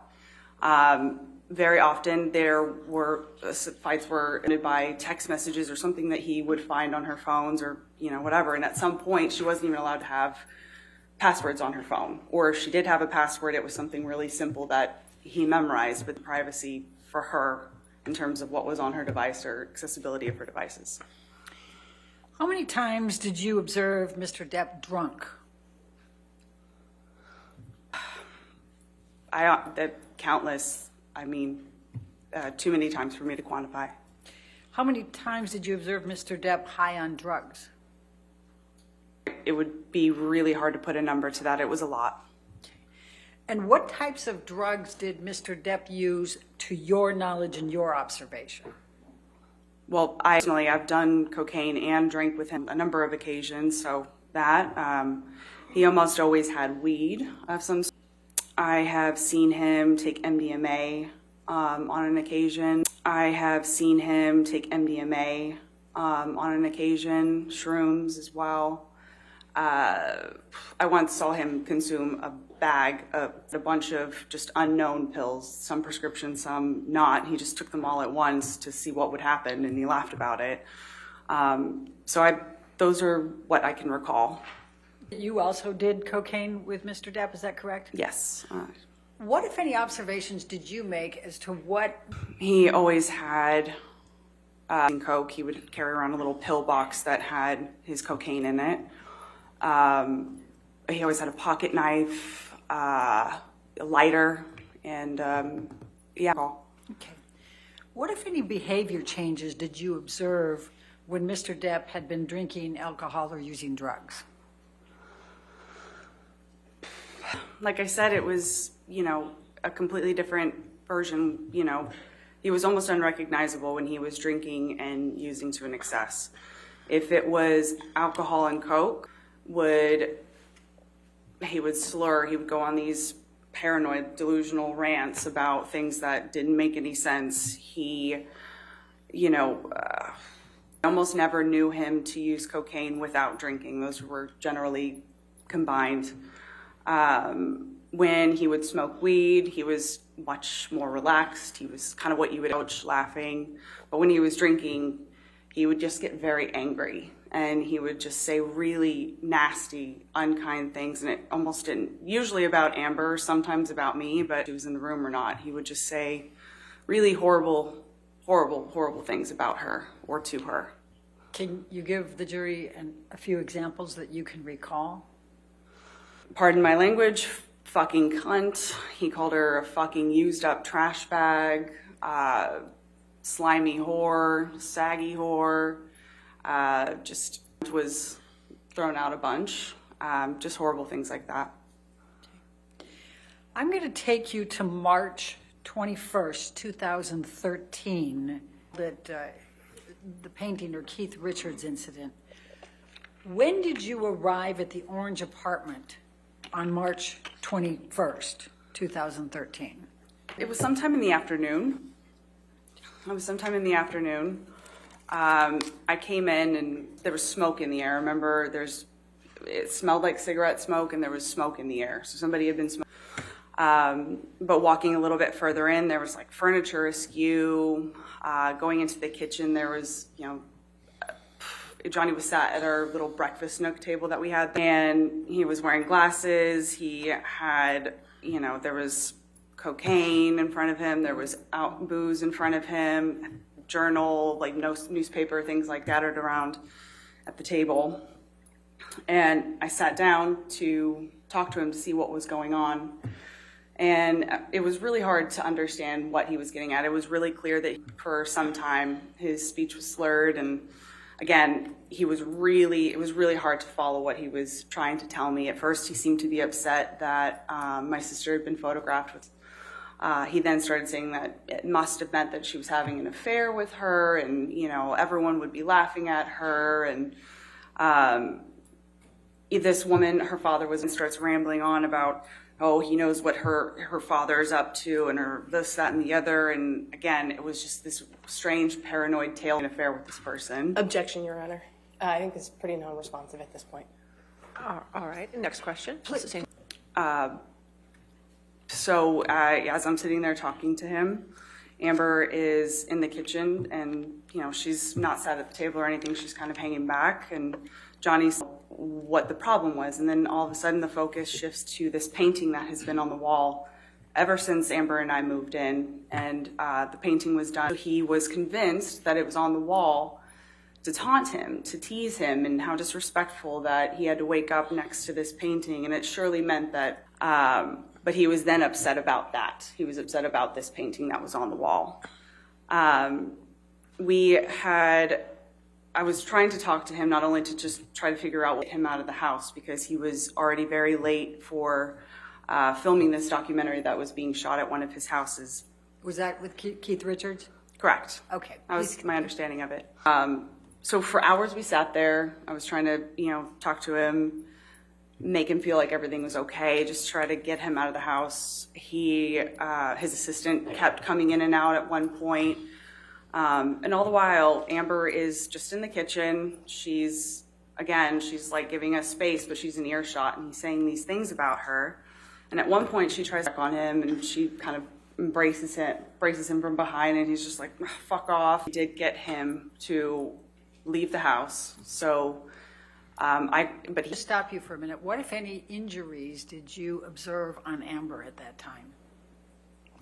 At the time, I didn't know, frankly. And that, at the time, that wasn't what we were trying to do. It wouldn't have been appropriate to, talk to her about it or anything. That wasn't my focus, frankly. My focus was just sitting there trying to figure out what he was, get him out of the house. So how long were you at Orange with Mr. Depp and Amber before he left to go to the Keith Richards? A few hours. I couldn't say 4 or 5 hours. Okay.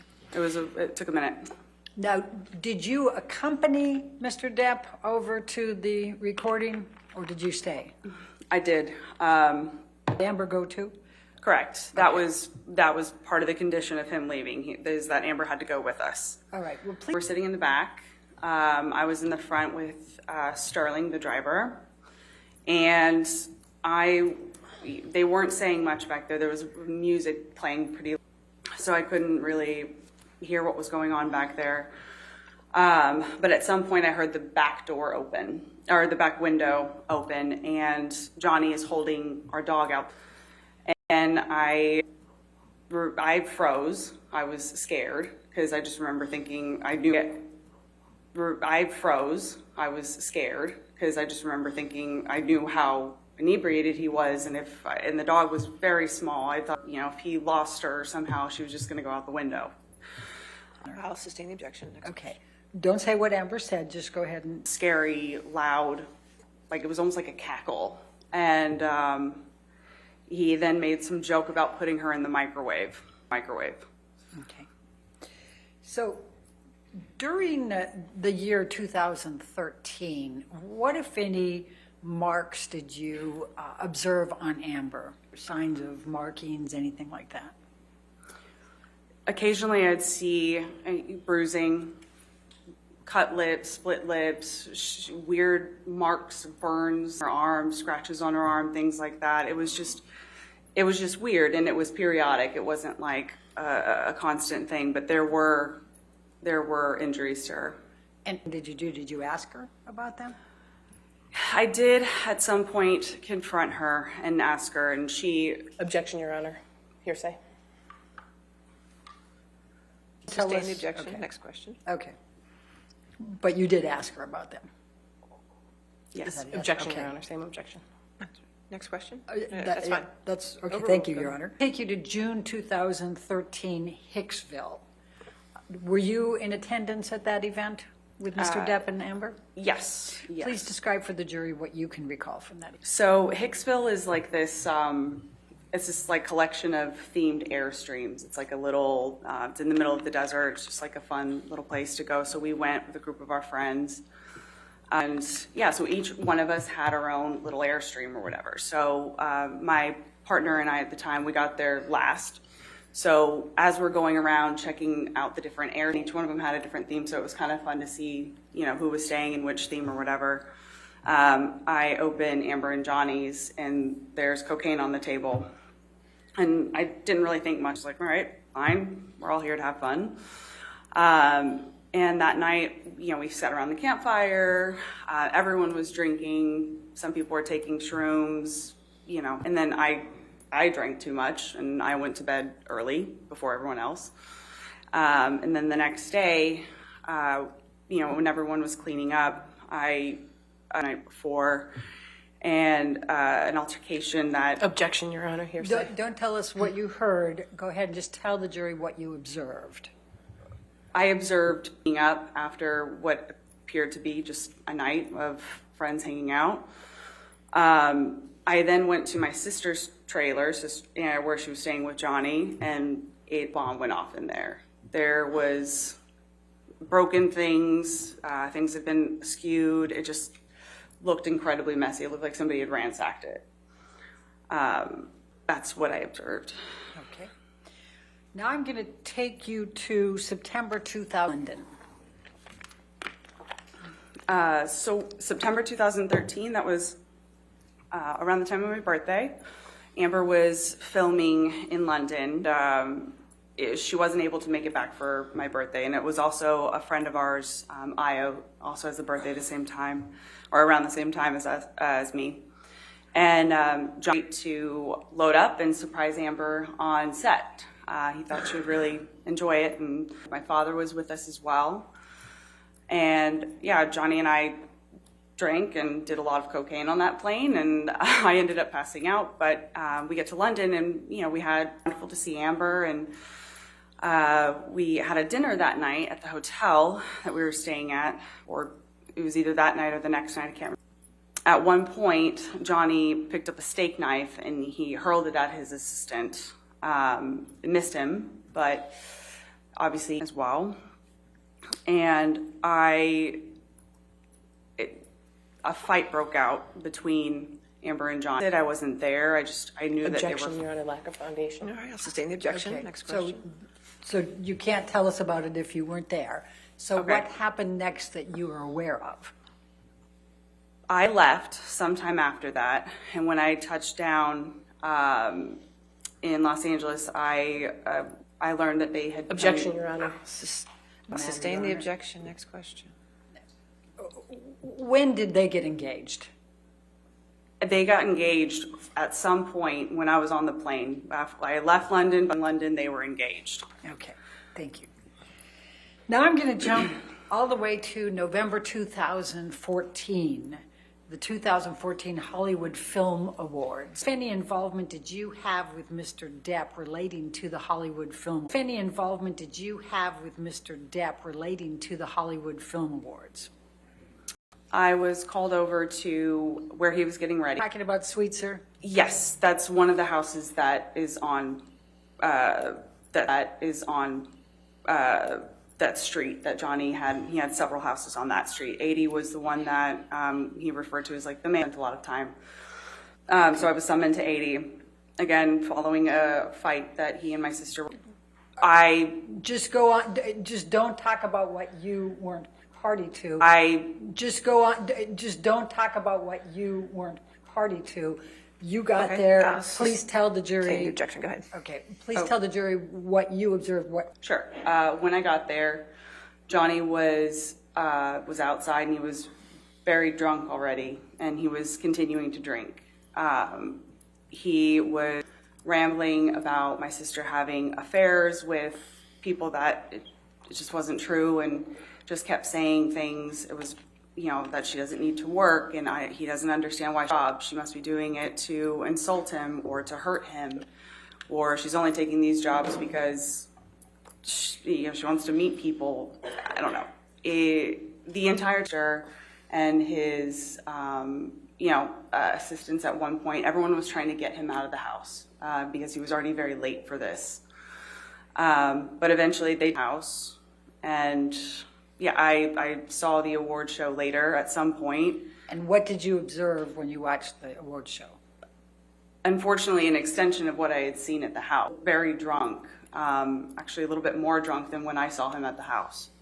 And what Johnny looks like when he's drunk, he's stammering, his speech was hard to understand, he was slurring, he was super unsteady on his feet. I recognize what he looks like when he's drunk. Okay. Now I'm going to take you to March 23rd, 2015. And at this time, were you living Suites? I was. Okay. Excuse me. Sorry. When approximately did you move into the penthouse suites? I actually don't know for sure when I moved in. I would take me a minute to remember. It was sometime in 2000, 14, I think. Okay. 14, I think. Okay. And so as of March 23rd, 2015, you're living there, correct? Yes. And where? So I was in what they call PH4. The PH4. Amber and Johnny were in PH3. Again, I was kind of sandwiched between where Johnny and Amber stayed, and Amber's basically closet. So basically you had to cut through to get to one point to the other. So I was sleeping. I woke up to Amber in my bedroom saying, "Can you believe he's cheating on me?" Objection, Your Honor. You're not offered to prove the truth of the matter. She said something? She said overruled. It's okay for you to say what. Oh, just sorry. Just briefly. What? Fucking brother's cheating on me. I got up. I told her to stay right there. Objection, Your Honor. Hearsay. It's not offered to prove the truth of the matter asserted. Overruled for that statement. Continue. I instructed her to stay in my apartment while I go and talk to Joe. Have you been drinking? Oh, rare occasions where I was sober. It was in the middle of the night. I was asleep. So I'm sorry, I'm not sure that I understood your work. Oh, absolutely. Yes. Okay. Yes. Okay. Please continue. So I go to PH5 where Johnny, Debbie in the kitchen of PH5. I went down there to talk to him, and again, I can tell he's clearly drunk, and he has a bottle of alcohol of some sort. And again, he's talking to me about how Amber found these text messages between him and a woman called Rochelle, and then he starts saying that this was it wasn't anything special. She's nothing special. But then he immediately shifted to, well, Amber pushed me. Amber made me do it. Of course, I'm cheating on her. It suddenly became about Amber making him do it. At some point, then Amber is on the mezzanine level of PH5. So it's kind of hard to explain here, and the mezzanine's up here. So she's there, it's her little office nook, and she starts shouting at him, saying, Objection, Your Honor, hearsay. It's not offered to prove the truth of the matter asserted. Your expletives at him. I mean, that's not offered to prove the truth. Overruled. Thank you. Please continue. They're saying horrible things to one another. Fuck you. He's calling her a fucking whore, used up trash bag, whatever. They were saying horrible things to one another. She was calling him old and fat. It was a fight. They were saying really nasty things to one another. I leave them, and was trying to calm Amber down, hopefully get her back into my apartment. And Debbie had come up with me. And Debbie, who's Debbie? Debbie was his nurse. Yes, I believe that was her name. Okay. So we're with Amber on the mezzanine level. I'm sorry, just so we know who where is. Is it you and Debbie that are with Amber, or is it? Yes, Debbie and I are on the little mezzanine area. And as I mentioned, the mezzanine overlooks the kitchen and the living room. So Johnny then hurls a Red Bull can back. She didn't even react. She didn't really seem to notice. But I'm standing up there talking. I'm standing up there. I'm at the top of the stairs with my back to the stairs, and Johnny runs up the stairs. And I'm facing Amber. He comes up behind me, strikes me in the back, kind of just somewhere over here. He strikes me in the back, hit my fucking sister. She smacks him, lands one, and then he grabs. At that point, that's when Travis runs up the stairs after Amber landed one, and Johnny had already grabbed Amber by the hair with one hand and was whacking her repeatedly in the face with the other as I was standing there. Travis pulls them apart. I get Amber I close the doors behind me and lock them. I then hear Johnny's voice shouting. Never mind, withdraw. Okay, sorry. I hear Johnny's voice shouting, I hate you both, you fucking cunts, you fucking whores. And I hear crashing. I hear crashing and banging and smashing, and he starts screaming like an animal. And the next room, and I just kept her there all night. The next day, I go, and I see her closet has been completely destroyed. Racks were overturned. The clothing racks have been tossed down the stairs. There was art off the wall. And down in the kitchen, there was broken glass. The place was destroyed. Michelle, can you 400?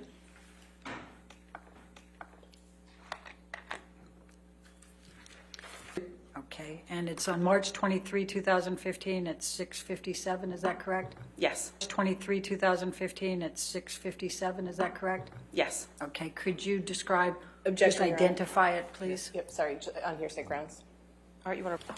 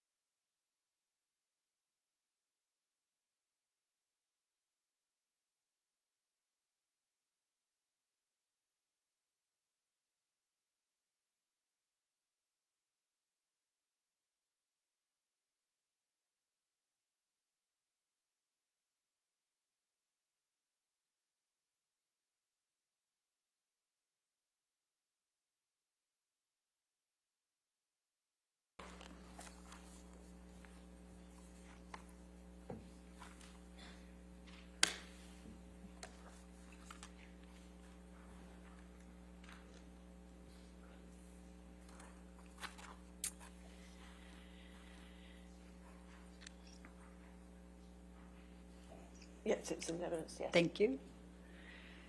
So, Whitney, this is dated March 6:57. Do you see that? Mm-hmm. Okay. And who's Kevin? Kevin Murphy, he was Johnny's estate manager. Okay. And then, Michelle, if you can scroll up. So let's stop at the first one. Can you please describe to this? That is one of Amber's clothing racks on the stairs that lead up to the bedroom area. Okay. And you took this picture? I did. Oh, scroll up again. And please describe for the jury what's depicted in this photo. These are more of Amber's racks. These were her. Those were all like taken off the walls, and you can see here all of her clothes are on the floor, her shoes. Okay, thank you. And we're up to the next one. Could you please describe what the next picture depicts? More of the same. Clothing racks that have been kind of toppled over or moved were like neat. It looked like it was a closet room, but these ones were just toppled over or moved. This is the room that adjoined my room. So, okay, go to the next one. And could you describe for the jury, please, what this is? That's another clothing rack that has been taken down and taken apart, kind of. And we'll go to the next one. And please describe for the jury what's depicted here. Just more clothing racks that have been taken down, moved. And please describe for the jury what's depicted here. Same thing, just more clothing racks that were toppled over. We go to the next one. And this is the kitchen area. This is the taken from the mezzanine level here, but that looks like broken glass or something, blue ceramic, broken. Okay, and if we go up, and the top one there looks like part of what bottom one, I think we have a bigger picture there. Does what's depicted there? I still can't tell what it was, maybe a plate of some sort. But yeah, whatever that blue thing is, it was broken. That's what's all over the kitchen there. And This incident. What, if anything, did this incident? What, if anything, did Mr. Depp ask you to sign? There was an NDA on my kitchen table. Can you tell the... It's a non-disclosure agreement. It's basically, my understanding is it's a contract to keep things private, to keep your mouth shut, essentially. All right. And you were given one or asked to sign one? I was asked to sign one. I don't believe I signed it. I left sometime after. So you moved out after that? It was after this point that Johnny had accused me of selling stories to the media, which were absolutely untrue, but I moved out after that point. Okay. Come a time that Amber asked you to move back in? Yes, February 2016. She texted me asking me to come back. Okay. And we're living with her from sometime in February 2016 forward? I think on and off. I think I had my own apartment by then, but I spent a lot more time at the Eastern after. To take you to April 21, 2016, Amber's 30th birthday party. Were you present for that? I was. Can you please describe to the jury what you observed that night? It was birthday, so we wanted to make it, really special. We had made this beautiful dinner, and it was great. All of her, and everyone was having a really good time. Everyone was having fun. Johnny showed up very, very late, and he was drunk. Amber was obviously upset about it, but there came a time in the party where we all went around the table and said our favorite thing about Amber, just funny member.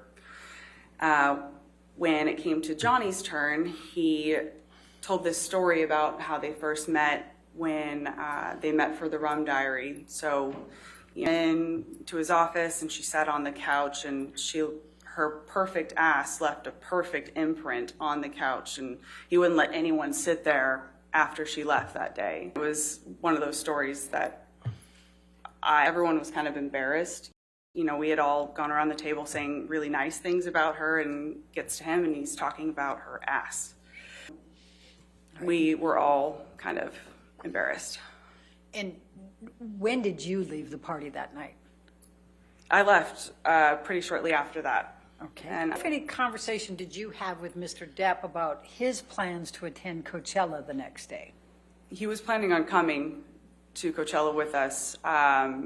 Whenever at some point we were talking about what was happening the next day, and so that night he told us he was going to come to Coachella with us the next day. Okay.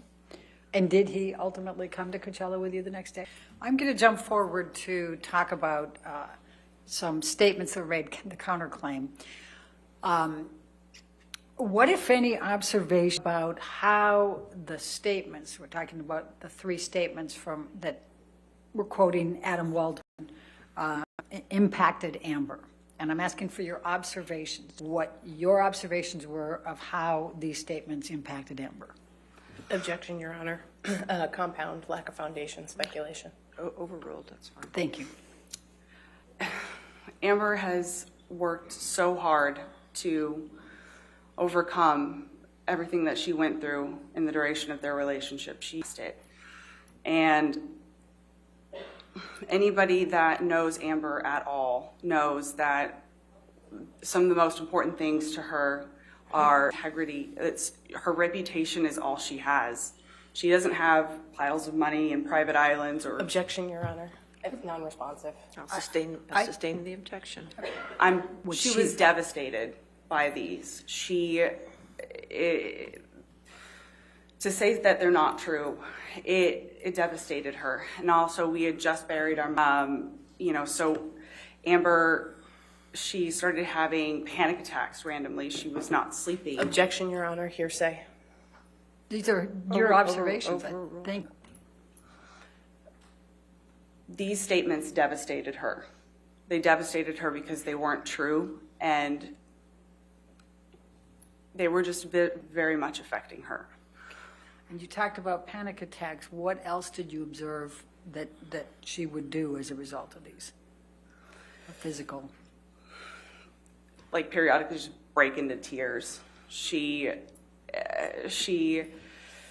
I don't know how else to describe it. She was so unwell. She stopped sleeping. She was super anxious. She couldn't relax. She couldn't sit still. It was very similar to the Amber that I had seen back in 2016 as she was trying to get out of this relationship. Launched her back into this space where she was just so physically unwell, and she cried a lot. Thank you. I have no further questions. Good afternoon, Ms. Enriquez. Good afternoon, Ms. Enriquez. We haven't met before. My name's Rebecca Lecaros. I'm one of the lawyers representing Mr. Depp in this case. You grew up in Texas with your sister, and you were really close with Ms. Heard growing up? We were. And you're still close now, right? We are. And you love her? Of course. And moments, right? It wasn't perfect. Your father hit you and your sister at times, right? Yes. And your sister would protect you from that abuse? We would protect each other, for sure. And when you graduated from high school, you moved out to Los Angeles, right? I did. And your sister? Yes. And she helped support you? In part, I also was working myself, and yeah. And you're good, right? Of course. And just like she... Yeah. You testified to having a great relationship with Mr. Depp when he first started dating your sister, right? Correct. And you thought of him as a brother? He called you sis? Yes. And you had affectionate nicknames for him too, didn't you? A number of them, yes. Yeah. And you testified that for a time you lived in the ECB pen with Mr. Depp and Ms. Heard. That's correct. And Mr. Depp owned those penthouses? He did. You didn't pay rent while you were living there, right? No. You didn't pay for any of the bills for the penthouses? No. It's very generous. Pennington lived in one of those penthouses also, right? She did. And at some point her boyfriend Josh Drew moved in, right? Yes. And Isaac Bruch lived in one of those penthouses too? Yes. You call him your spirit animal, right? I did not know that, but he's wonderful. You call him your spirit animal? At one point I did, yes. You took trips with your sister and Mr. Depp also, right? Occasionally. You didn't pay for those either, right? Nope, I did not. During the course of Mr. Depp, you were frequently involved in their arguments, weren't you? Yes. In fact, you had a nickname, right? Marriage counselor. Yes. You often found yourself meeting Depp and Ms. Heard, right? Clearly not very well, but yes. And when you were in that role of marriage counselor, you empathized with Mr. Depp, right? Yes. Because you had a pretty good understanding of what he was going through? Depended on the situation. Sometimes I could totally see from his perspective. Other times I saw it from her perspective. Right. We're sisters. Of course we've argued. And you knew what it was like to want to run away for days and do... It's kind of taken out of context. And you knew what it was like to want to run away for days and do your own thing and not have Ms. Heard there fighting with you, right? That's kind of taken out of context a little bit. I think more metaphorically. But yes, I have been in arguments with my sister. And you have wanted to run away for days, right? And not have her there fighting with you. Sure.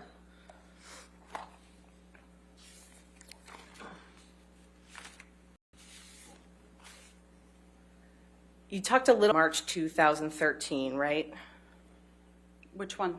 That was the one before you went to the Keith Richards Yes. documentary set? And you were present with Mr. Depp at Orange. Didn't you do cocaine with Mr. Depp that afternoon? Yes. And you said Mr. Depp's already intoxicated? He was by the time I got there. And he was fighting with your sister? He wasn't doing much of anything. He was sat at the table. He was telling me about the fight that they had. So he'd been fighting with your sister that day when you arrived? That was my understanding. The puffy face? Yes. And despite all of that, you decided it was a good idea to do cocaine with Mr. Depp at that juncture? I hadn't yet connected the dots. I hadn't yet understood what that would do. That was a yes? Yes, you took cocaine with Mr. Depp after I did. all that? Yes, I already said that.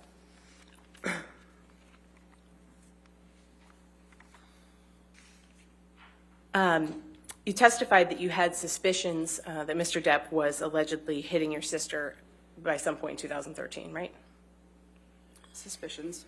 And notwithstanding that, in June 2013, you were actually joking with Mr. Depp about hitting your sister, right? Regrettably, over a text message, yes. You were encouraging him to hit her? Encouraging him to hit her. But you were joking about it? Regrettably, yes. Again, I did not have an understanding fully of what that was. I never would, knowing what I know. But that was around the time that you allegedly became aware that he was... I don't know. There were injuries on your sister that caused you to have suspicions? Around the same time.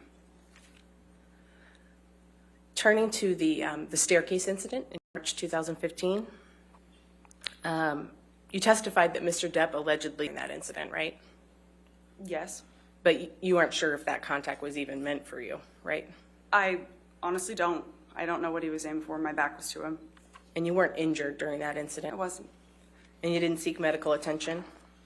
And you said Debbie Lloyd was there during all of that, correct? And you saw your sister hit Mr. Depp on the stairs that day, right? After he struck me, yes. Hit Mr. Depp on the stairs that day, right? After he struck me, yes. You said she landed one, right? And then the next day you found some damage in the adjoining penthouse. Correct. And we saw some pictures of what you saw that day, right? Yes. You thought it was important to, right? Not to document. It was Kevin's job to kind of clean up the houses, take care of the houses. I took pictures just so he could be aware of what he would need to bring. I didn't know if he had tools here or whatever. I was just preparing him for what he was going to have to fix. But you didn't take any pictures of your sister that day, right? No, I didn't. Now, after March 2015, you continued to have a close relationship with Mr. Depp, right? Yes. And you still loved him? Of course. For him if he needed you, right? Of course. And in fact, just a couple of weeks after that staircase incident, you were still acting as the marriage counselor, weren't you? At some point, sure. And that fall, after the staircase incident, October 2015, you claim you had seen Mr. Depp hitting your sister, and then you're actually still trying to reconcile him and your sister when they were fighting, right? Yes, I was asked to support. I was just trying to help I was just trying to support, or trying my best to support them the way that I thought I could. You still loved Mr. Depp at that point, right? I did. And you didn't think that he and yours the point of no return, right? What I thought was irrelevant at that point. Those two were in love and they were working very hard there, it seemed like, so I just helped as best as I could. I don't know how else to describe it. Your sister still wanted to be with Mr. Depp, right? And she loved him.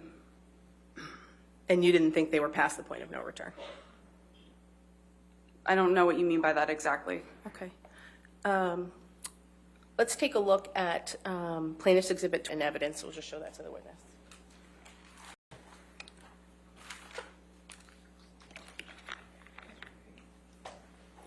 I've got this in redacted and unredacted. If you want to come forward.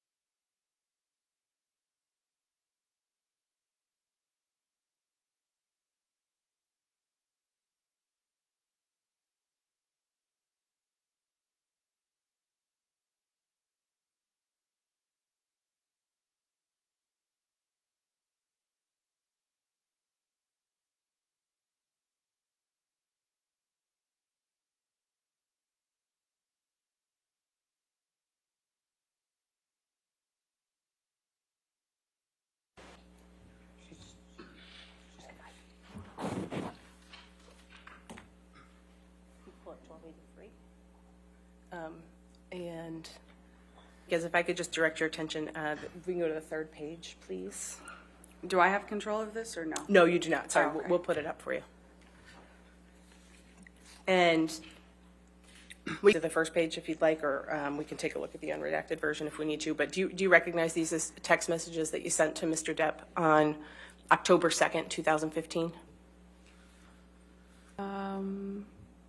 Yeah, vaguely. I mean, they're clearly my text messages, but yeah, I recognize them, I think. Okay. And if we can go to the third page, please, Tom. Second blue box from the bottom there. You texted Mr. Depp and you said, "I love both of you so much and would fucking stay out of it if I thought this shit were past the point of no return." But that's not. Did I read that right? Oh, but that's not where you guys are at. Yes. So you didn't think they were past the point of no return in October 2015, right? Yeah, that. You can take that down. Oh.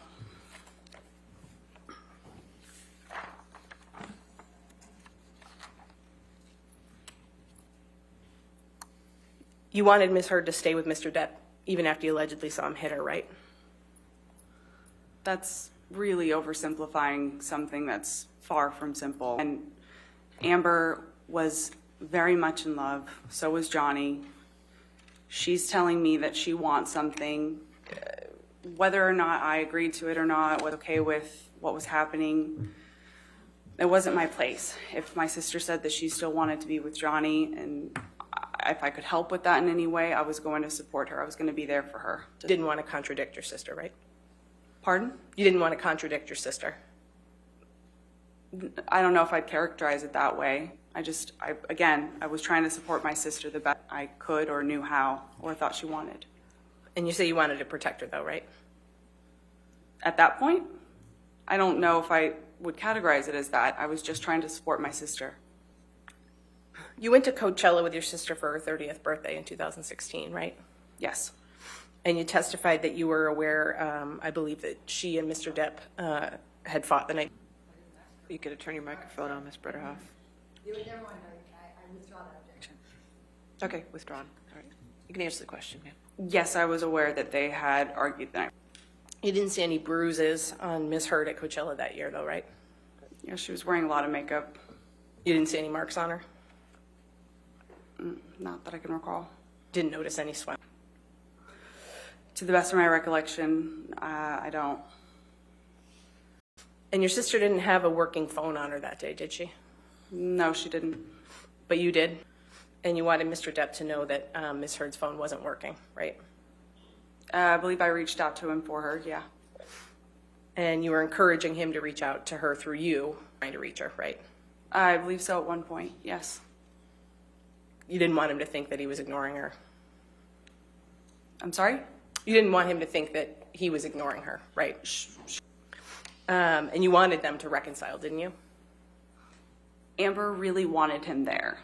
Despite the fact that they had had a fight the night before, it was very complicated. It was very, they fought, they got back together. They fought, they loved each other. They hated each other, they loved each other. I just remember her wanting Johnny to come to Coachella at some point. Reconcile them. I was just trying to help facilitate. And you did that even though you were concerned about marks that you say you'd seen on her since 2013 and during the course of their relationship, right? Again, that's really oversimplifying something. We all saw this, we all on the other end of this. Because again, when he was sober, things were wonderful. When he wasn't sober, they were terrible, sure, but we all thought that he was just going to get better. We all wanted to just see. So yes, sure, if you look at it simply, but it's not simple at all. I don't know how else to answer it. And this was after you allegedly saw him hit her, right? Yes. And you knew that they had just had another fight, right? Yes.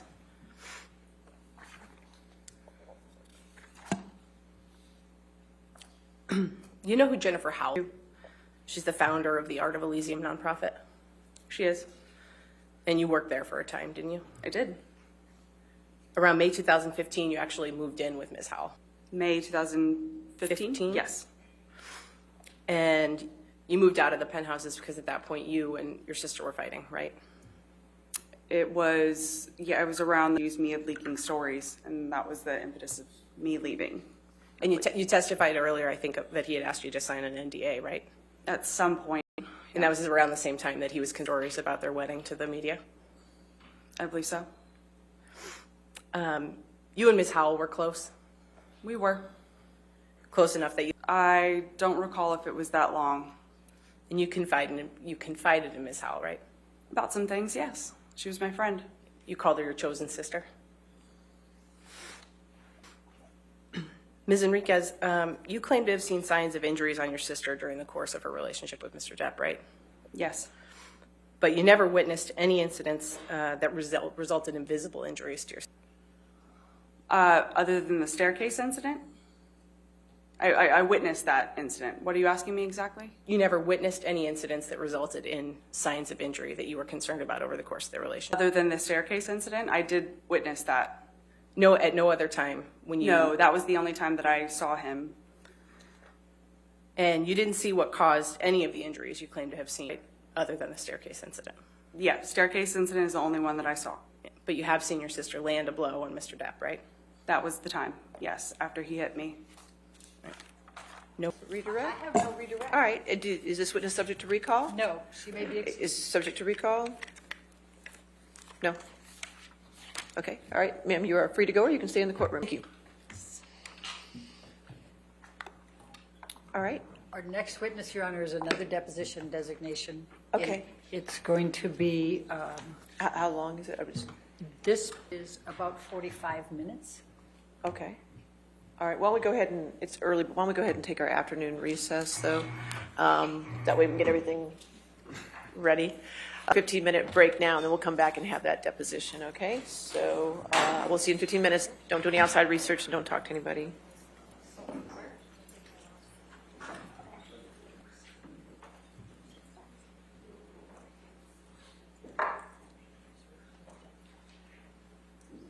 So if that's 45 minutes, and what do you have another? Yes, then we have another one. It's another We have deposition? We have a few more. Okay, so they're both deposition. What do you have another? Yes, then we have. Or we don't need any other items from that. Okay, that's fine. We'll come back at 3:05 then? Okay, all right, thank you.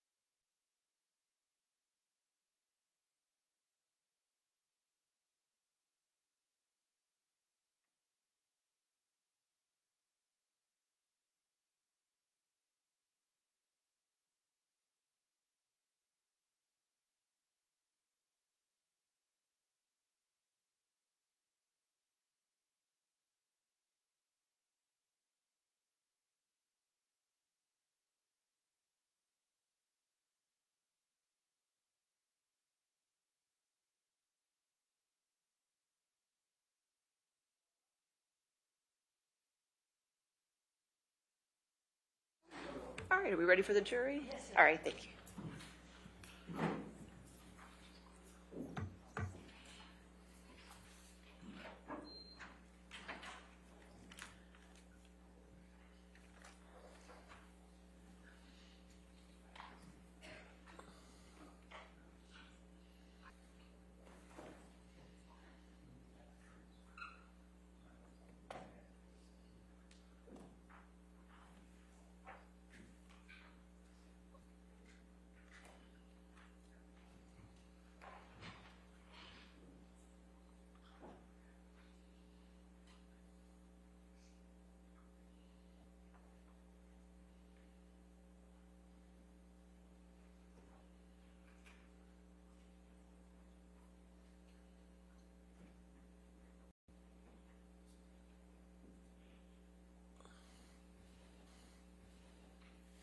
Thank you. Be seated. All right, your next witness. M-A-R-Z. M-A-R-Z. Thank you.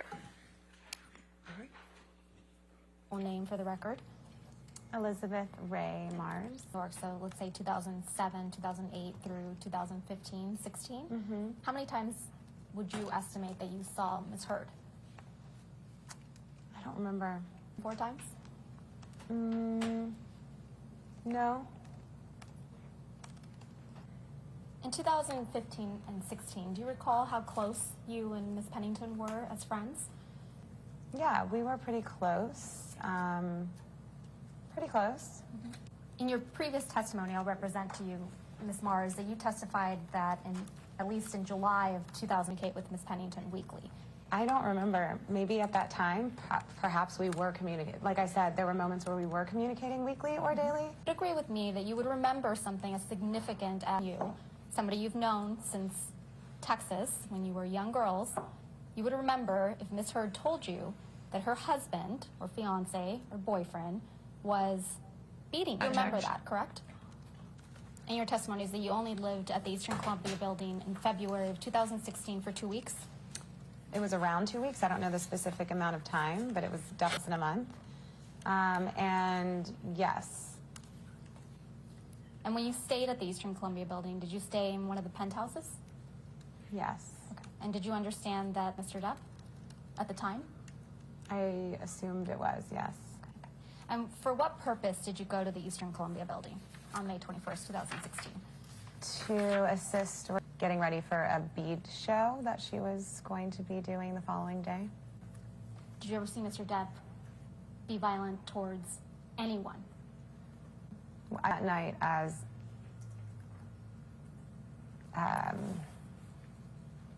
like I was the interaction I had with him that night, it was frightening to me. His behavior that night, it was frightening to me. His behavior was frightening to me. No, she wouldn't wear makeup? I mean, I don't think she wears a lot of makeup. No. Yeah, you've known her a long time. Right. She's never been somebody that wears a lot of makeup, correct? Exactly. Okay. Unless she's going to something that she needs to put makeup on for. Right. But other than barefaced and beautiful. Yeah. So it's your recollection, your best recollection, that Miss Pennington was with you in Penthouse 5 and never left with Miss Heard before Mr. Depp arrived. Correct. So you hear some type of commotion. You don't know where it's coming from, correct? It sounds like, yeah, it sounds like it's coming from, we hear it's getting closer and closer and closer. Did it sound like voices, or did it sound like destruction? Voices and destruction. That the door was abruptly opened, correct? Abruptly opened. Okay, so you hear the commotion. It feels like it's getting closer and closer. Then, soon after the door slammed open and Johnny came like bursting through the door. Who opened the door? Johnny. Okay. Was Johnny alone? They were behind him. Okay. Following him. So Johnny opens the door. He's got his 2, what we'll assume are his bodyguards with him. What happens next? It all happened very fast. The door kind of burst open. And he came in very, just from my perspective, really under the influence of something, drugs or alcohol, very sloppily, He looked wasted. He was holding a very large bottle of wine, looked like some sort of like a Magnum bottle of wine all over the place. And as he opened the door, he just, what I remember what he mumbled was, "Get your bitch out of here." And I just remember it all happened very fast, like the door out of here, the wine, that whole, you know, his whole being really frightened me. It almost felt like he was coming towards me from my perspective. Whether or not, it scared me. And I just ran out past him. You said Mr. Depp appeared to be either drunk or high. Is that correct? He indicated. Okay. Is that different than drunk? No, I mean, yeah, I guess. Yeah, he definitely seemed like he was under the influence of something. 16. How was Mr. Depp's demeanor different? Demeanor different. He was, it was much more sloppy and all over the place and fight.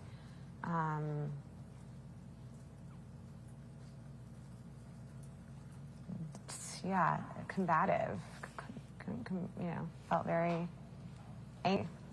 And yeah.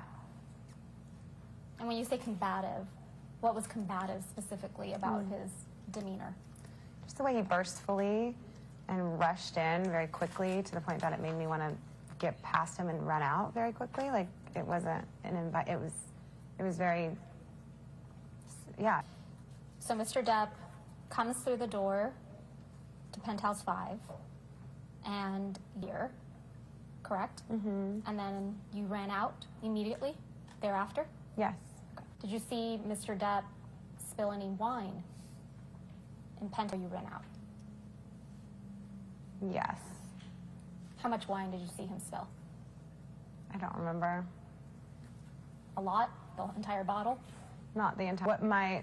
What I remember was it was flailing, and there was definitely wine that was coming out. Would you say that being sloppy is different than being combative? Yeah, I would say sloppy and combative are two different things. And it's your testimony that Mr. Depp was on May 21st, 2016, both combative and sloppy, correct? Yeah, I would describe it that there was a little bit of both. Yes, but combative and sloppy.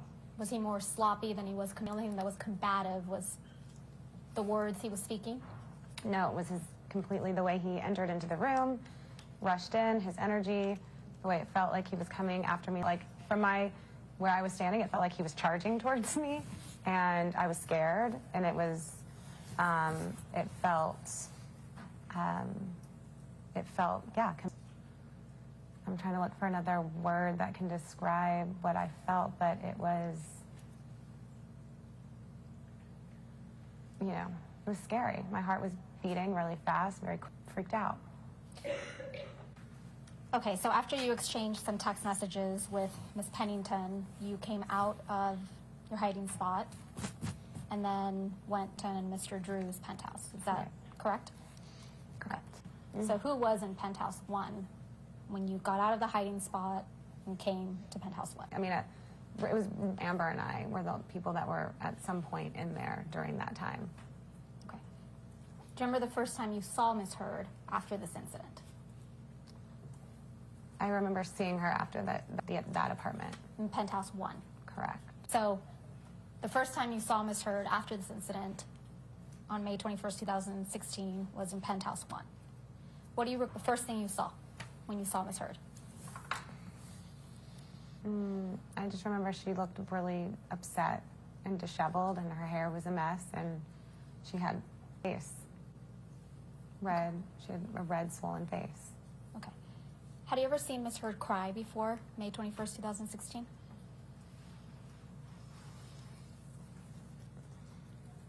I don't think so. Not that I can remember. Okay. What side of her face was swollen?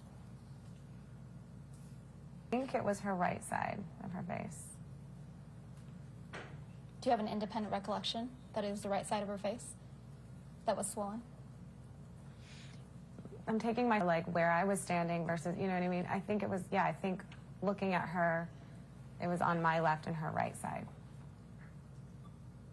Okay, so let's talk about disheveled. Is that what you said? Her hair was disheveled. Mm-hmm. Was she crying? Yeah, there was definitely tears. Was she animated? Yeah, she was visibly really upset. Okay. So visibly very upset means what? She was crying. Mm-hmm. Okay. And what else? Tears, like confusion, felt like those were the main things. Would you describe?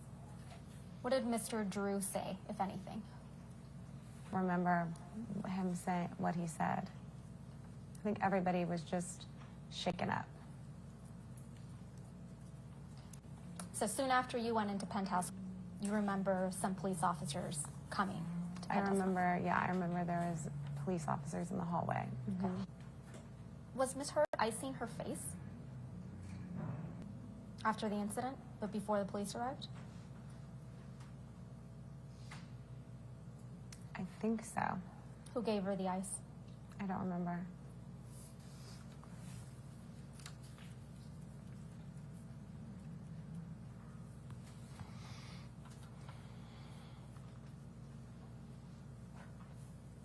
So you were in Penthouse 1 when the police came.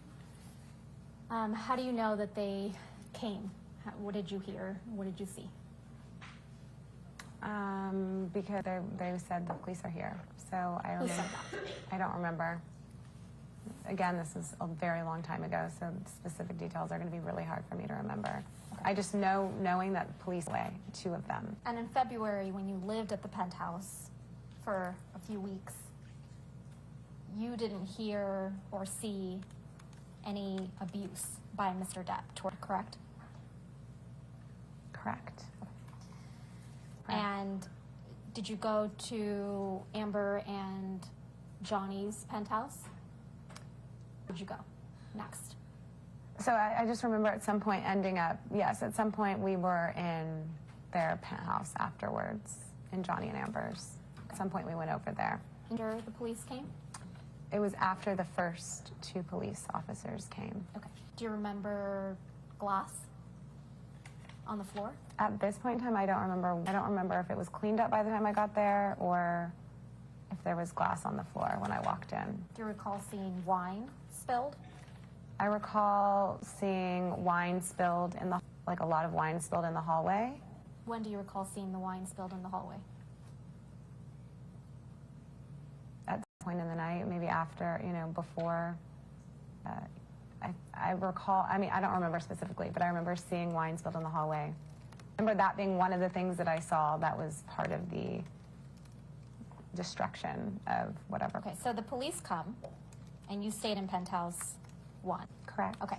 It was after the police officers left that you went to Penthouse 3, correct, where Amber and Johnny lived? Correct. Wine spilled in the hallway? I remember seeing wine spilled in the hallway, yeah. Okay. And you saw the wine after the police officers came, correct? I think so. Didn't Miss Pennington take any photographs of the scene? I remember Raquel taking photographs of Amber's face. Okay. And now going to your description of Miss Heard's face, you said it was what? Mm-hmm. What else? Correct. Yeah, it was swollen and red. Was any part of her face more swollen than others? And her eye. Had bruising developed already?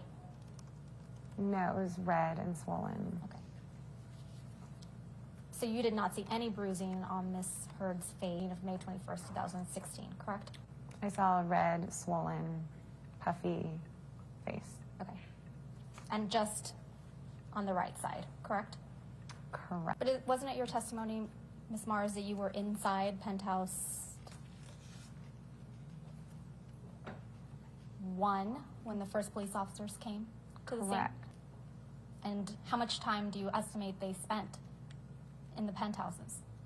I don't remember. The second group of officers, there was 2 sets of officers that came that was in the apartment in PH3, I think it was. Did you hear about either Ms. Heard, Mr. Drew, or Ms. Penny, anything that Mr. Depp allegedly destroyed?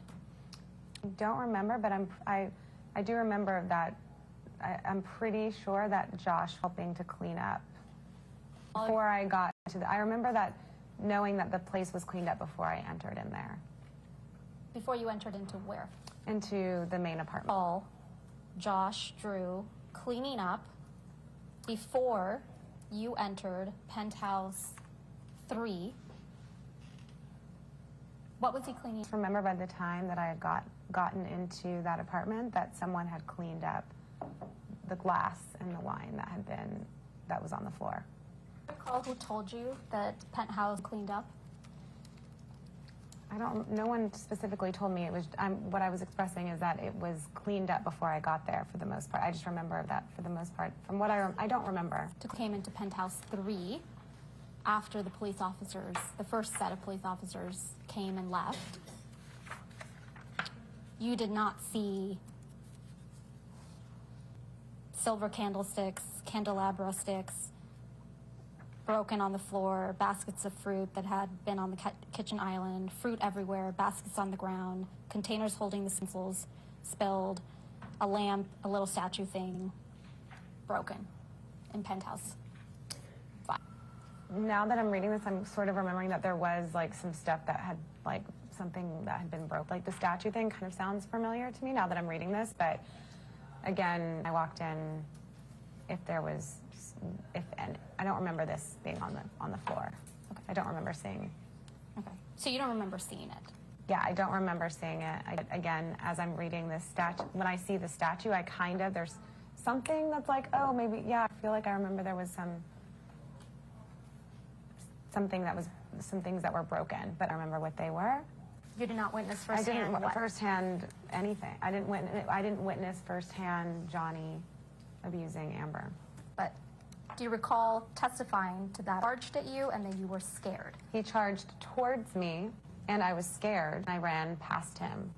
You didn't run past him because he told everyone in that penthouse to get out of... I ran past him because he ran into the unit and it scared the shit out of me because he was wasted and screaming.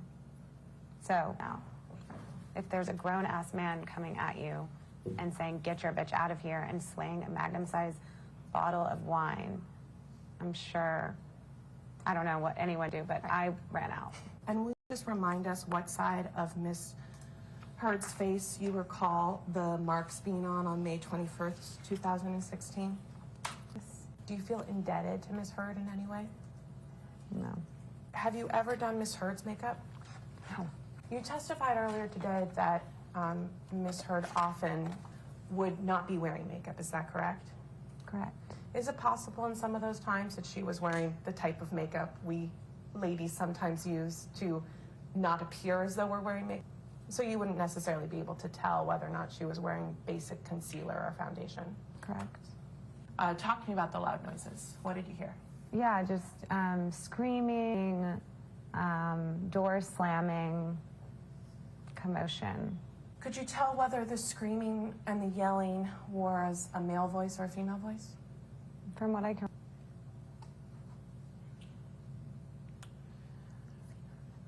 And could you tell where the screaming and the yelling was coming from? It felt like it was started farther down the hallway, and then it was coming like closer. So essentially, I mean, I don't know, but it could have been the hallway.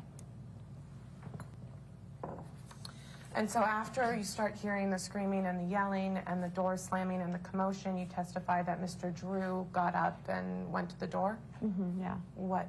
He was kind of pacing by the door and looking through the peephole. And what happened next?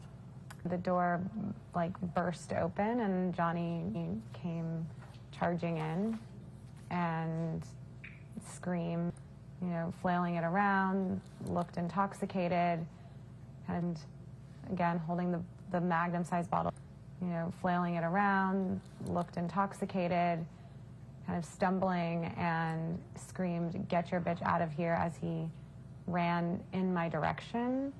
I was scared. It was very frightening, and you know, just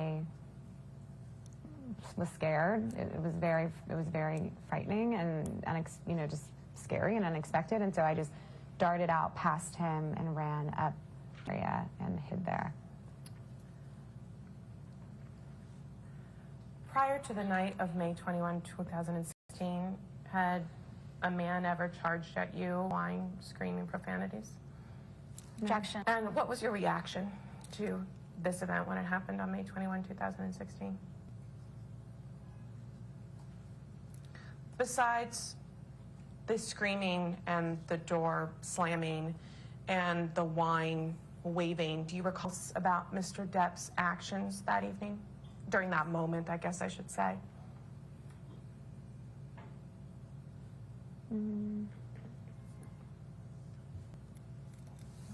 Just erratic. I would describe it as erratic behavior.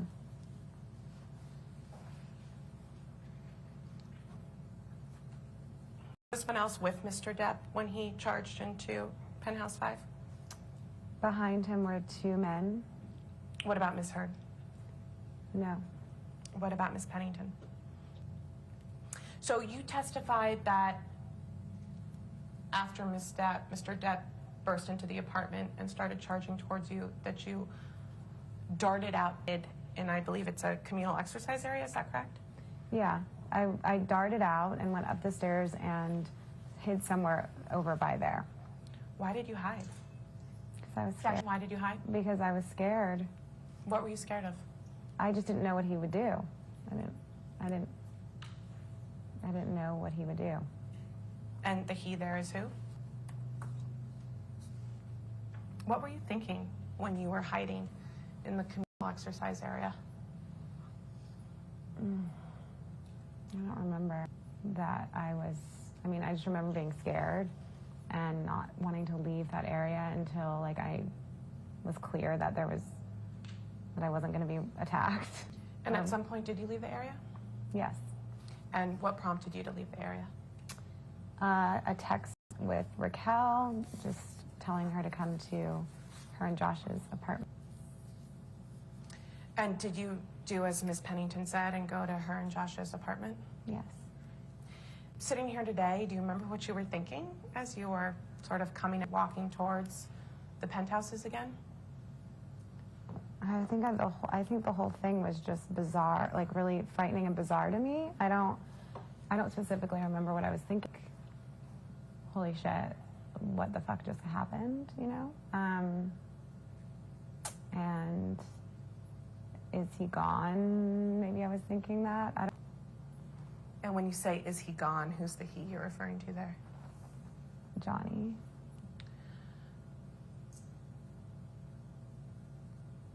When you attended Mr. Drew's penthouse, who'd you see? Who was there?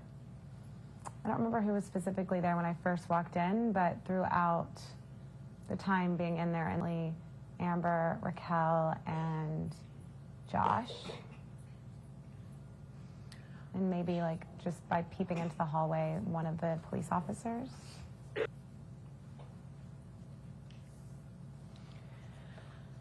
When you saw Ms. Heard after you came back down from your hiding spot and you're in Mr. Drew's and Ms. Penny,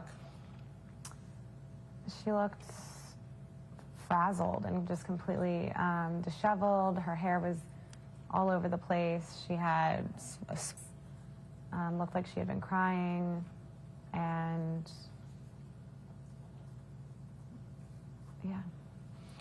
Do you think the swollen face was a result of her having been crying? What do you think it was a result of?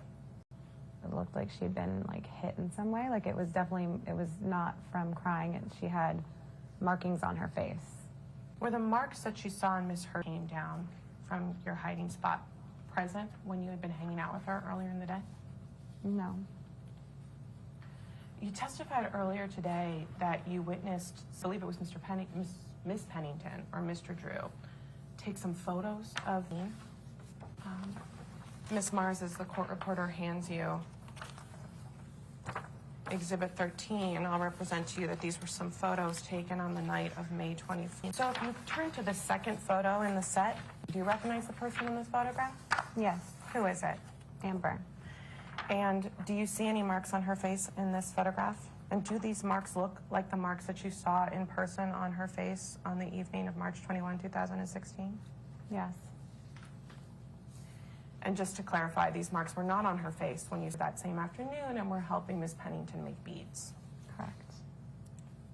There are other photos in this set. Why don't we turn back to the first one?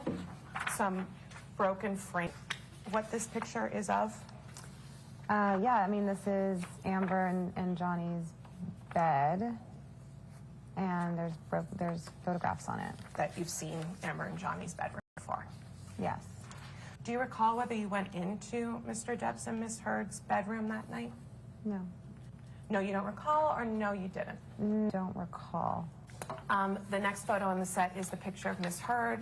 Just after that, there's a photo, you're with me, of what appears to be a hallway. Are you with me? What this is an image of? Yes. What is it an image of? It's the hallway between all the penthouse apartments. So you've been on this hallway many times? Yes. Do you have staining on the right-hand corner of the page? Yes. Do you recall seeing that red staining the night of May 21, 2016? Yes. And what was it? That staining on the night of May 21, 2016? Yes. Do you recall whether it was there when you arrived in the afternoon? I don't remember seeing it, no. So when was the first time you remember seeing it? I think when I came out of my hiding spot and came downstairs back into Raquel and Josh's apartment. But you didn't see the wine get spilled? No. You saw other wine get spilled? I saw, yeah, as he was, and when he came in the apartment, when he was flailing the wine.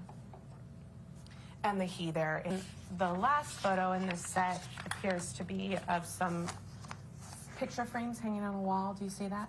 Yes, I think it's in Amber and Johnny's apartment, I think. But again, I don't remember if it's in her studio. I don't know. Do you recall seeing this photo in one of the penthouses before? Yes. And when you saw it, was it broken? No. And about Miss Pennington's state?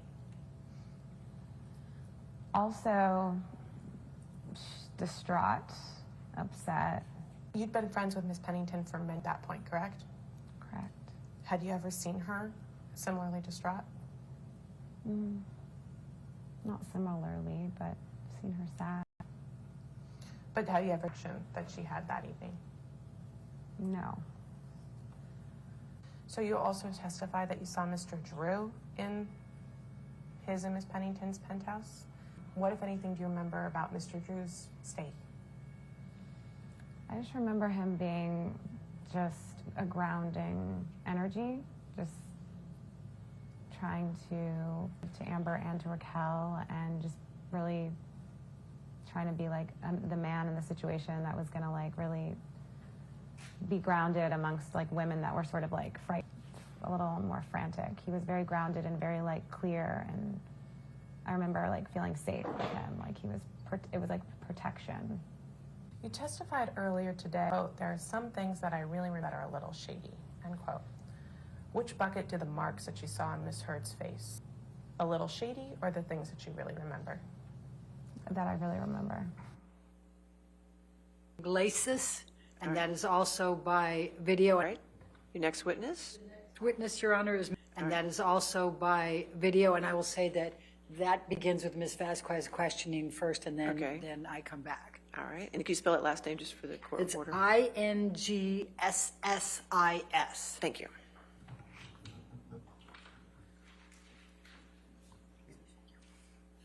Please state your name and address for the record. And Ms. Iglesias, Whoops, it's me first. I'm a makeup artist. And you, in fact, are a professional makeup artist, correct? Correct. When did you first meet Amber Heard?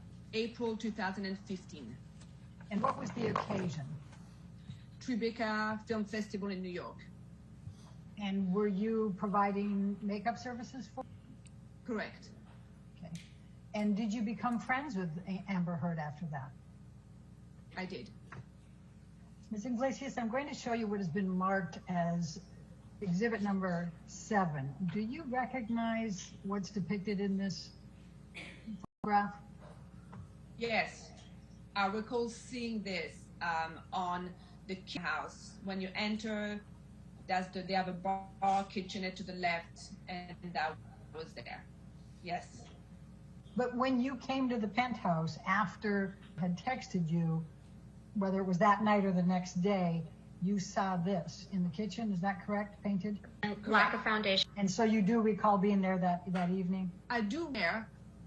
You know, my only concern with all of this is that was it the day before or during another incident. But I texted I was there the night before, then I was there the night before. Ms. Iglesias, I'm going to ask you to look at what has been marked as deposition exhibit number 9. Is what is depicted in this photo? Well, it's a bed. It looks like, I mean, it's a very tight picture of the bed, but it's a bed. And do you night of December 15 with the broken part of the bed? Upstairs? Well, her bed, the bedroom was upstairs. And the downstairs had the kitchen with the writing. Do you remember where the property that was damaged? Was that upstairs or downstairs? Downstairs. All right, and just so I'm clear, you recall damage to the bed? To Amber, clear, you recall damage to the bed, is that correct? And asked and answered. On December 16, 2015, did you Amber Heard's penthouse?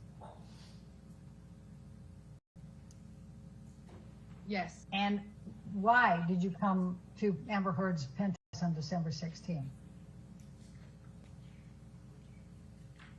It was the James Corden show. She had an appearance, so I came back to work. And when you arrived at the penthouse on December 16, describe for me what you observed about Amber Heard's face and any injuries. When I came to the penthouse on December 16, Amber's makeup, she had injuries. She had two light, like, I don't know how, how I would describe them, but it could have looked like somebody had headbutted her lightly. So she had a discoloration here under both eyes and on the bridge of the nose. I had what I would call a split lip or something on the lip, like a gash or a split lip. Ms. Iglesias, I'm going to ask you to look at what has been marked as exhibit number. Do you recognize this photo as being Amber Heard's head? Yes. Okay. And could you please what this photo is showing? It's showing a chunk of missing hair. And what, if anything, did you observe about Amber Heard missing a chunk of hair? I remember this because she showed it to us, and I looked at it. Describe what is depicted right along her scalp there. I don't know. Do you recall that there was some bruising, pus, for lack of a better word? I don't recall. Ms. Iglesias, I'm going to ask you to take a look at what has been marked as exhibit number. Do you recognize the person in this photo? Yes. And who is that? This is Amber Heard. Okay. And describe what you saw on the 16th with respect to Amber Heard's injuries. Does this accurately, Ms. Heard's injuries, does this accurately depict what you saw on Amber Heard on December 16, 2015? Ms. Iglesias, I'm going to ask you to take a look at what has been marked as exhibit 16. Again, do you recognize the person in this photo? Yes. Amber Heard. Okay. And does this picture reflect the injuries that you saw on Amber Heard on December 16, 2015? Yes. And then I'm going to ask you to take a look at one more of those, and that is exhibit 17. And I'm going to ask again, Ms. Iglesias, do you recognize the person, maybe to try to move it along? Is it Amber Heard? Yes. Okay. And does this reflect what you saw as well on December 16? I mean, that's three pictures with very different light, but yes. Now, do you also recall there being an injury to Amber Heard's lip? Correct. And Ms. Iglesias, I'm going to add exhibit number 19. And do you recognize the person in this photograph as Amber Heard? Yes. And directly reflect what you saw on Amber Heard on December 16, 2015? Yes. Ms. Iglesias, could you please describe what you did by way of makeup to prepare Amber Heard for the James Corden show on December 16, 2015? Yes. You know, I just did makeup, but just a little heavier where it needed. So we covered, you know, the discoloration, the bruises with a little one that has a little more of a peach undertone, which I would normally don't use on Amber, but peach do cancel blue. So I did that under the eyes, and I always, you know, has a red lip is one of the signature look. I remember clearly talking that we had no other option that night but then to use a red blood, like a really red lipstick to make sure we could cover up the injuries on the lip. And were you able to cover all of the injuries with the makeup that you applied and as you just described? Yes. Ms. Iglesias, if you could look at what has been marked as exhibit number 22, do you recognize Amber Heard in that picture? Yes. And is this the picture of her, is this a picture of her that evening, December 16, 2015 on the James Corden show? What, if anything, did you observe on the difference in Amber Heard's demeanor before the show and then on the show? That she had the ability to turn it on, that she, you know, the ability to do her job and perform how she was supposed to perform on the show. And prior to end the show and while you were working with her on her makeup, how would you describe Amber's mood and demeanor? Angry, sad, addict, I think through waves of emotions, you know. Do you recall someone named Ms. McMillan having any role in helping Amber Heard for that James Corden show that night, December 16? Yes. What do you recall? Samantha was a stylist the day of the James Corden show, as she was always there to get her ready before an appearance or a show. And did Samantha work on Amber before or after you were? I don't know if she worked on Amber, but when I entered the Penthouse 5, Samantha was there with Amber. So Samantha was there before I entered the house. And do you recall whether Samantha was hugging Amber when you came in? I recall in the penthouse. So there's two penthouses. There's the penthouse where she gets ready. So Amber at the penthouse where Samantha gets her ready, where all Amber's clothes is. Properly, that's the penthouse that I enter first, just to say hi before I would go set up in the other penthouse. And my recollection is to when I enter, Amber looked pretty upset on Samantha's shoulder, or they were like, you know, I don't know if hugging is the right way, but they would definitely had a moment where Amber looked really upset. Ms. Iglesias, I'm going to ask just a couple more questions about the makeup that you applied on Amber on December 16th Corden show. I think you said that you had applied some concealer and that you had some peach undertones with it to cancel out some blue. I was asking about, I wrote down that you said that you had applied on Amber concealer, you had some peach to cancel blue. Is that what you said? So what type of concealer did you apply to Amber, and tones? Can you please describe why you used the color tones you did? I used a different kind of concealer that I would normally use on Amber, which I used a concealer that had peach undertone concealer, are more effective to cover any darkness of blue undertone than a normal concealer. What type of makeup Amber Heard typically wore? Objection, Yes. Can you please describe for me? Yes, she's pretty concealer from a company called, she used to have a concealer from a company called Clear. Her makeup would be pretty simple, concealer and benefit tint that she used on her lips and she used on her cheeks. Very natural. It had a natural look to it, correct? Correct. Okay. But she did wear concealer and what you described, correct? Do you mean in her daily life or that night? Yes, she has a concealer that she uses all the time, and she has a couple of products that she uses all the time, daily, yes. Well, I mean daily, yes. And do you feel confident in what you described that you saw that day of Amber Heard's injuries? And I'm talking about December 16. 1,000%, without a doubt. Because I just don't remember, it's 5 years ago, I don't remember the exact date. And could you describe Amber in those days before and after the filing for divorce and for the domestic violence restraining order?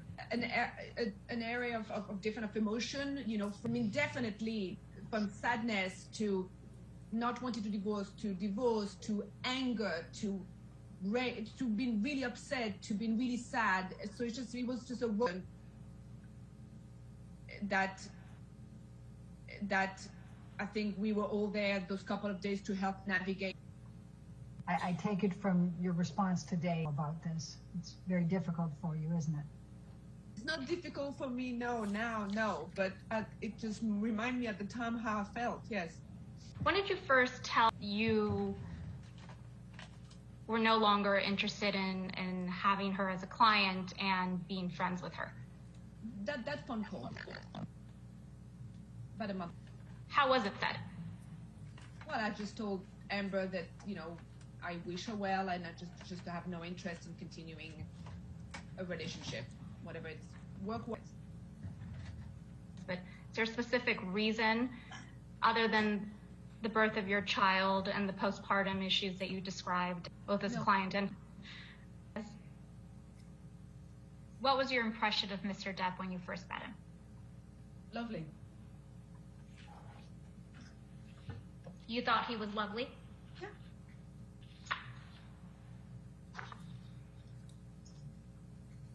Was each of the... Well, let me ask the backup question. Did you interact with Mr. Depp? How many times did you... Through, you mean all in all?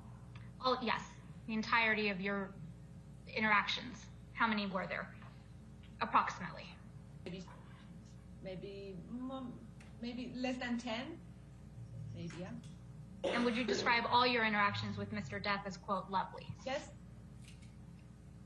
Mr. Depp act in a violent manner? No. Did you ever see Mr. Depp yell at Ms. Heard? No. Did you ever... No. Did you ever see Mr. Depp throw an object at Ms. Heard? No. Did you ever see Mr. Depp slap Ms. Heard? No. No. Did you ever see Mr. Depp kick Ms. Heard? No.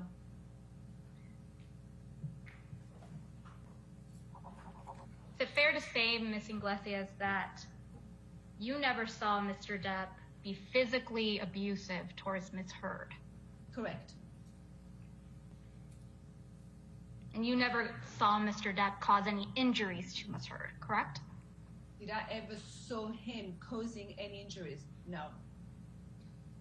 Any injuries that you claim to have seen on Ms. Heard, you don't know one way or another how they were caused, correct? Correct. The only source of information is Ms. Heard's own words, correct? Correct. Did you hear Mr. Depp and Ms. Heard having a fight on the phone? I was there. I was present in the room. And could you hear Mr. Depp's voice? No. So fair to say that the only voice you heard was with Ms. Correct. And so you don't know what Mr. Depp said to Ms. Heard on that phone call, correct? Correct. Do you recall any other occasions where you witnessed a fight between Mr. Depp and Ms. Heard, or heard about an incident or a fight between Mr. Depp, other than the three that we've now discussed? I would say every time. I would say that during my friendship with Amber, before she files for divorce, which, I mean, I don't know, a year, maybe a year and a half, it was always some conflict, some fight, some kind of problem, it's always was a problem, a problematic. It was a very consuming. It was all consuming about that relationship. It was a very consuming friendship, and hence that's why I decided not to continue it. But you yourself, Ms. Iglesias, didn't altercations, fights, arguments, correct, between Mr. Depp? I think you testified that you interacted with Mr. Depp less than 10 times. When you did, was Ms. Heard present each of those times? All of those times. Did you find him particularly loving towards Ms. Heard?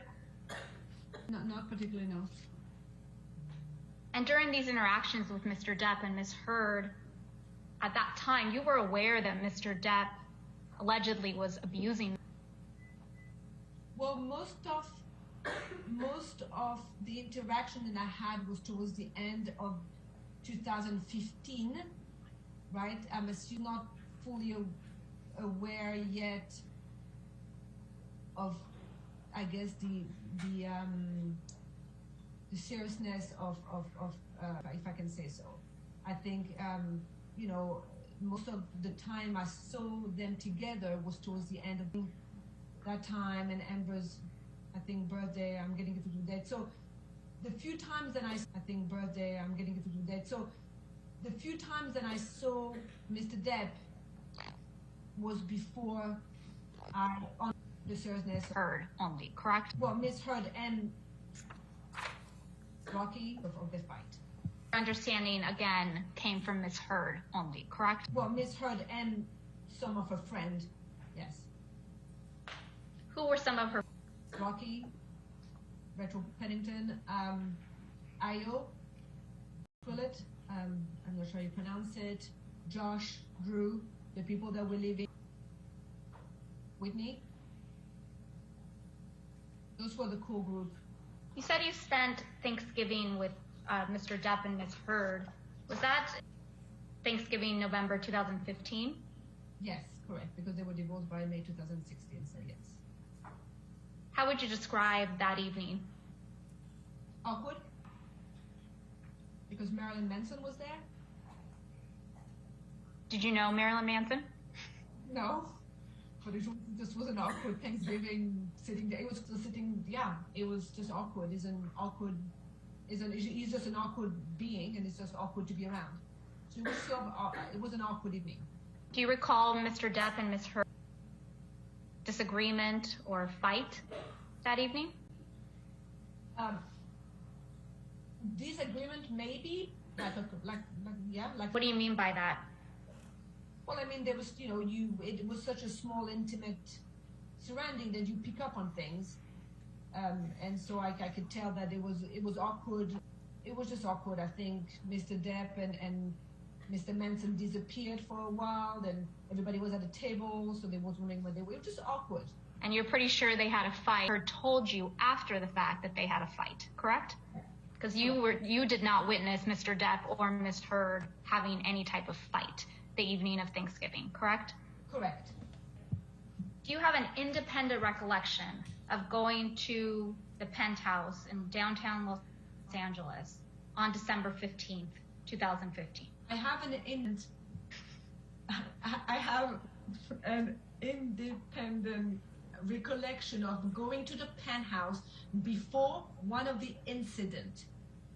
At the time, I couldn't recall if it was the day before the James Corden or the day before the fun incident. So And that is what I made sure I needed to remember, that it was the day before December 16th. Where, yes. Does that make sense? So I knew I had come a day before one of the two biggest fights that, and it was December 15th. And sitting here today, you're still not sure if you went to the penthouse on December 15th in 2016. Okay. And when you went to the penthouse on December 15th, I believe you testified before on December 15th, I believe you testified before that you didn't see any injuries on Amber Heard that evening, correct? Any injuries on Amber that night. Do you recall if Miss Pennington was at the penthouse that evening? Yes. Recall if anybody else was at the penthouse that evening? I don't recall. But you do remember Miss Heard being there and Miss Pennington, correct?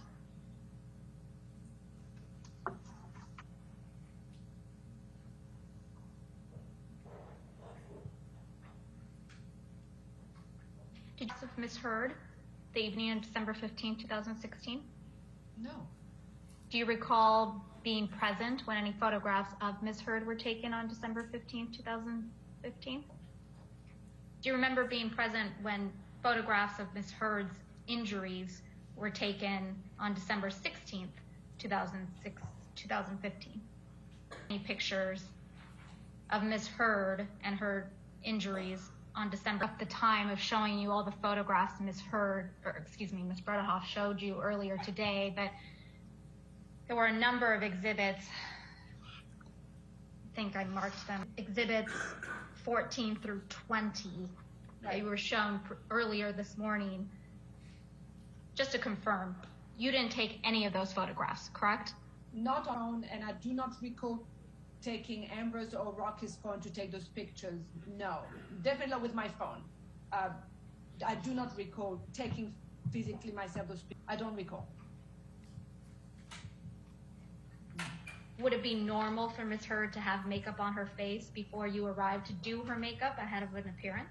It would be normal for Amber to concealer on, a little of that tint there, yes, because it is quite normal for Amber to wash her face. She always liked to wash the face before the makeup with the product, do a toner, so it wouldn't be abnormal for her to have a little makeup before and then wash her face and start clean.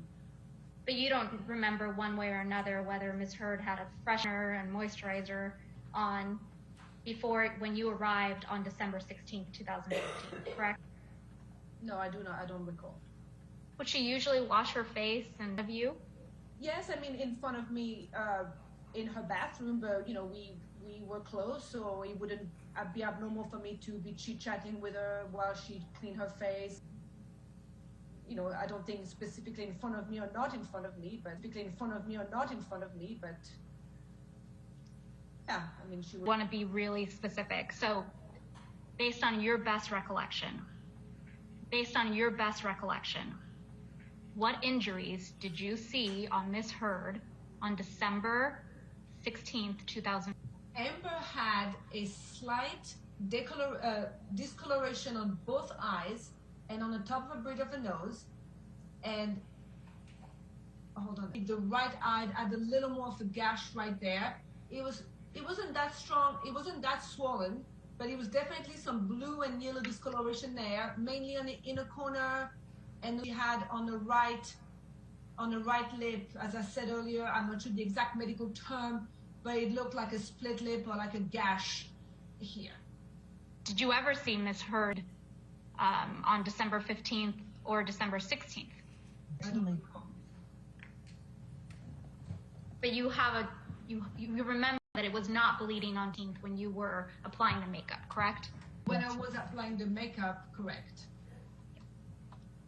How about before you were applying the makeup? Do you recall it bleeding? I don't recall. And I think you did a gash or a split lip.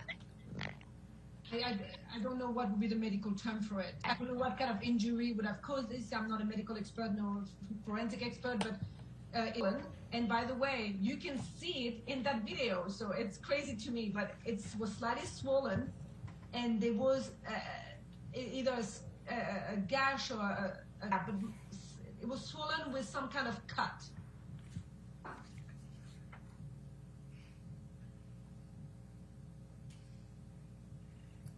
Do you recall Miss Heard ever on her lips? No.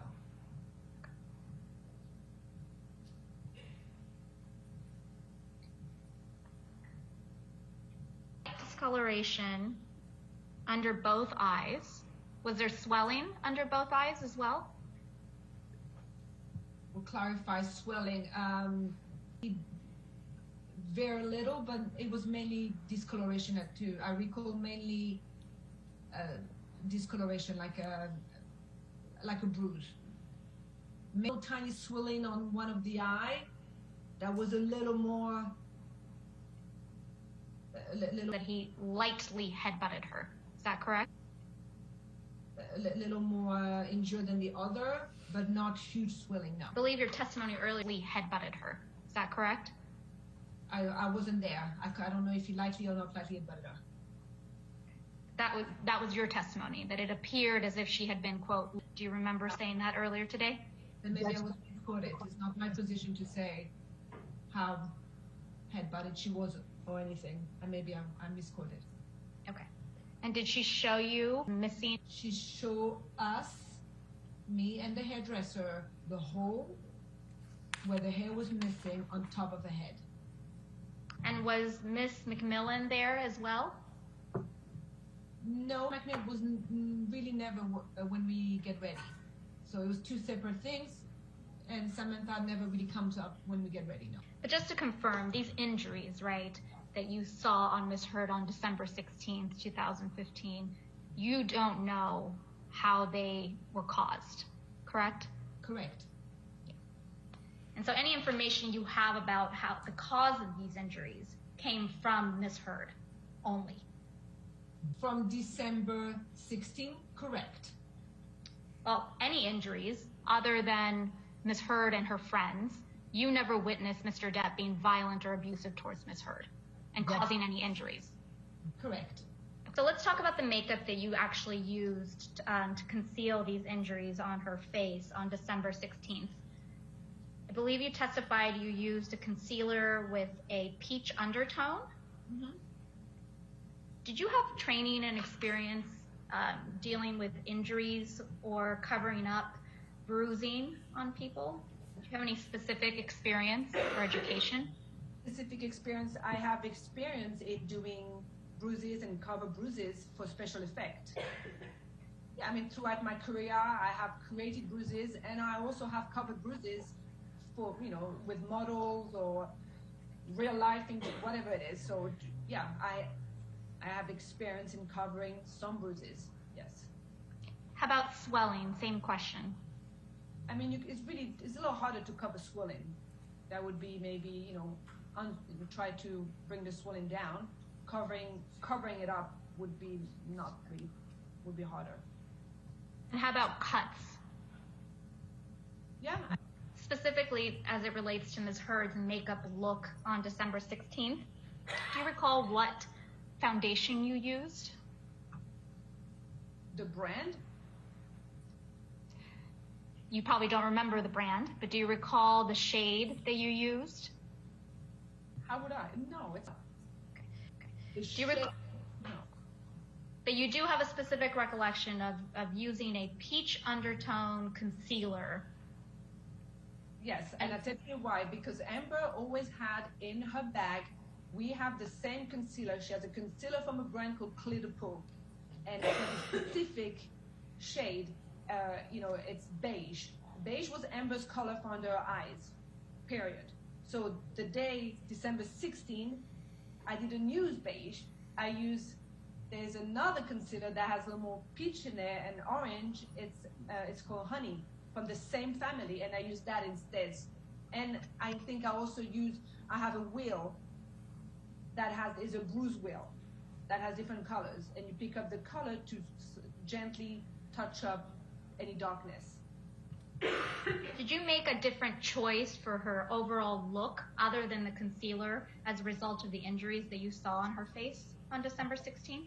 Not a different choice, but I remember we specifically, you know, as you, I know you read it before, we had a red lip that was not uncommon. It has a signature red lip, so it's not suddenly it was, oh my gosh, she has a red lip. But I remember that day I specifically structured my makeup. There's a couple of things we do with Amber. We do a smoky eye and a nude lip or a red lip, and I remember specifically thinking of my makeup about we needed to highlight there to try to not draw attention there, and the red lips was our only option to cover that red cut that was there. So that I remember very specifically thinking that we had to have a red lip, sharp brows, and construct the makeup to take away from here. So basically, I mean, it's not doesn't mean nothing to you guys, but just basically a lot of highlight up here to kind of not focus on this. I remember talking about it very clearly.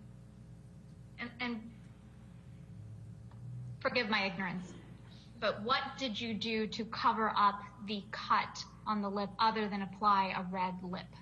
A red lip. Okay. A red lip. It is swollen. I can see it in the video on the James Corden show. So her lips was swollen. It was big on that side. You can see it. There's nothing I can do about that, but we did a really dark red lip to red gash or cut, whatever that was there. Do you recall Ms. Heard being hindered as a result of the injury on, I say hindered, I mean, did she have trouble opening her mouth widely, or, you know, did she complain about it hurting or splitting open and bleeding? Do you recall any of that? I don't recall.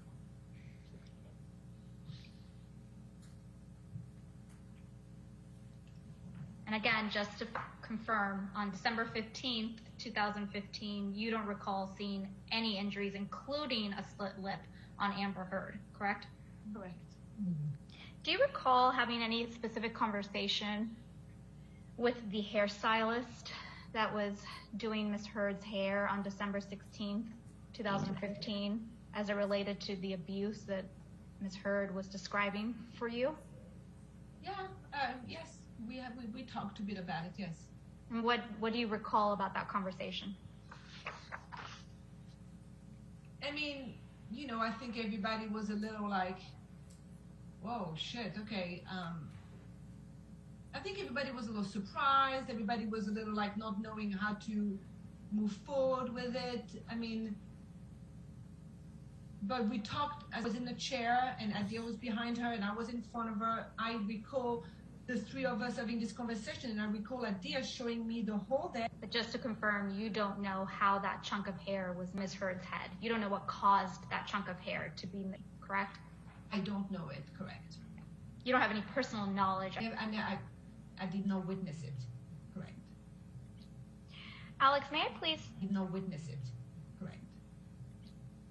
Alex, may I please have you bring up Deck 9?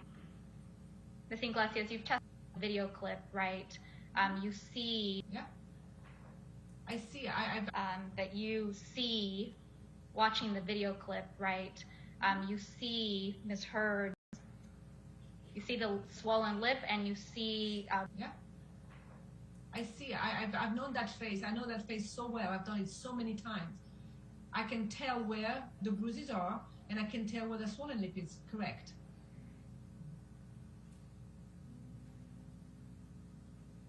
So, Ms. Iglesias, do you mind please identifying for me, is this, does this accurately depict Ms. Heard on the James Corden show on December 16th, 2015? Yes. But can you describe for me where you see bruising? Well, I didn't say I saw bruise, but I saw the discoloration. I can see my makeup. So I see the discoloration on the right eye, just right under. I see that little dent there. And also, I mean, a picture that is, you know, taking, this is not a really accurate picture. She's sideways, the light is one way, you know, but yes, there's better pictures to see. But if you give me the mouth, I will show you, but there's other still picture when you can see the split lip better or the swollen lip. So I mean, I can see this better. You can see that side of her lip is swollen. This here. And when you're pointing, for the record, you're pointing to the right side, correct? Correct. It's here. It's nothing. But as I said, there's better pictures. She's sideways. There's better pictures where you can see what I see better. But it might be the same photograph. Yeah, she's still sideways. But Ms. Iglesias, this is your testimony that you lip. Yes. Okay.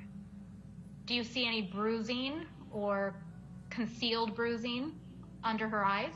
Well, I mean, I know I've concealed those bruises because I know I did it, but so that's neither here or there. But yeah, I mean, I can see them just under her eyes, under her right eyes. I can see the little gash right there. And I can, all that darkness, I don't have the mask anymore, but all that darkness right there, that is not eyeshadow. And that is neither dark circle for not sleeping. This is part of the little, you know, the injury is showing through. Discoloration or bruising on the bridge of her nose? I do not. No, I must have done a great job then. Do you recall anything about Ms. Heard's appearance when you first encountered her? No, I don't recall. Did you notice any injuries on Ms. Heard? I don't recall. Do you recall Ms. Heard discussing any abuse that she had sustained the night of her birthday on April 21st, 2016 by Mr. Depp? Yes. What do you recall about that? I recall there was a fight, there was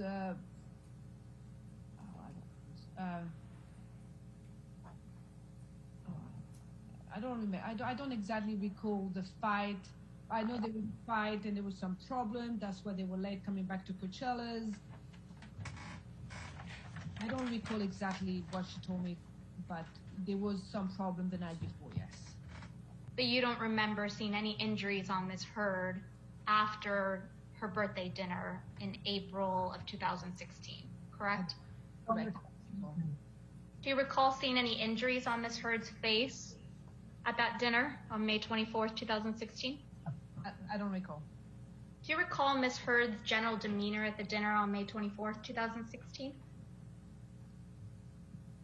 What I remember about that dinner is that she was, and I'll tell you why I remember this clearly, because she was very distraught and she was very confused if she should file or not for divorce. And she was really sad and upset and angry and all of it. And I remember that because that night I actually physically took her phone. So she should not, if Johnny tried to reach out to her again, she wouldn't have a phone that night and she would go through the divorce tomorrow. The next, physically having her phone. And when I dropped them back at the penthouse, she said, keep my phone, so if you contact me, I won't know, I won't cave, and I will file for divorce tomorrow. So I went home in my house with her phone. And that's why I remember, that's why it's sticking in my mind. And then the next morning, and you can see in those texts, she said, I need my phone. And then I had to drive to the penthouse and give her her phone back. And at the time, that day, I'm assuming she filed for divorce, and that day the whole circus started. And you believe that Ms. Heard should go through with the divorce, correct? Correct. And that was based on what exactly, Ms. Iglesias? On what she told me on her recollection of her marriage. I think you testified earlier that Amber's practice was to wear concealer, some foundation, moisturizer, things of that nature. Do you have any recollection that Amber strayed from that and did not wear makeup during the week of May 21st, 2016? No. Do you have any recollection that week of thinking, oh my goodness, Amber Heard isn't wearing her makeup this week? No. So do you know whether Amber Heard took any steps to reduce her swelling during this, in preparation for the James Corden show? Yes, she took arnica, and we had an arnica gel. I always have arnica gel in my kit anyway, and she had arnica gel. She used arnica gel and some ice. And what does arnica gel do with respect to swelling? I use arnica gel in my kit to bring any swelling area of my client's face down. Typically work, what's your experience? It just brings the swelling down. I mean, not drastically, but it helps with the swelling a little bit. All right. Yes, Your Honor, we have another video. Okay, if you could approach for a moment, let me just... Certainly.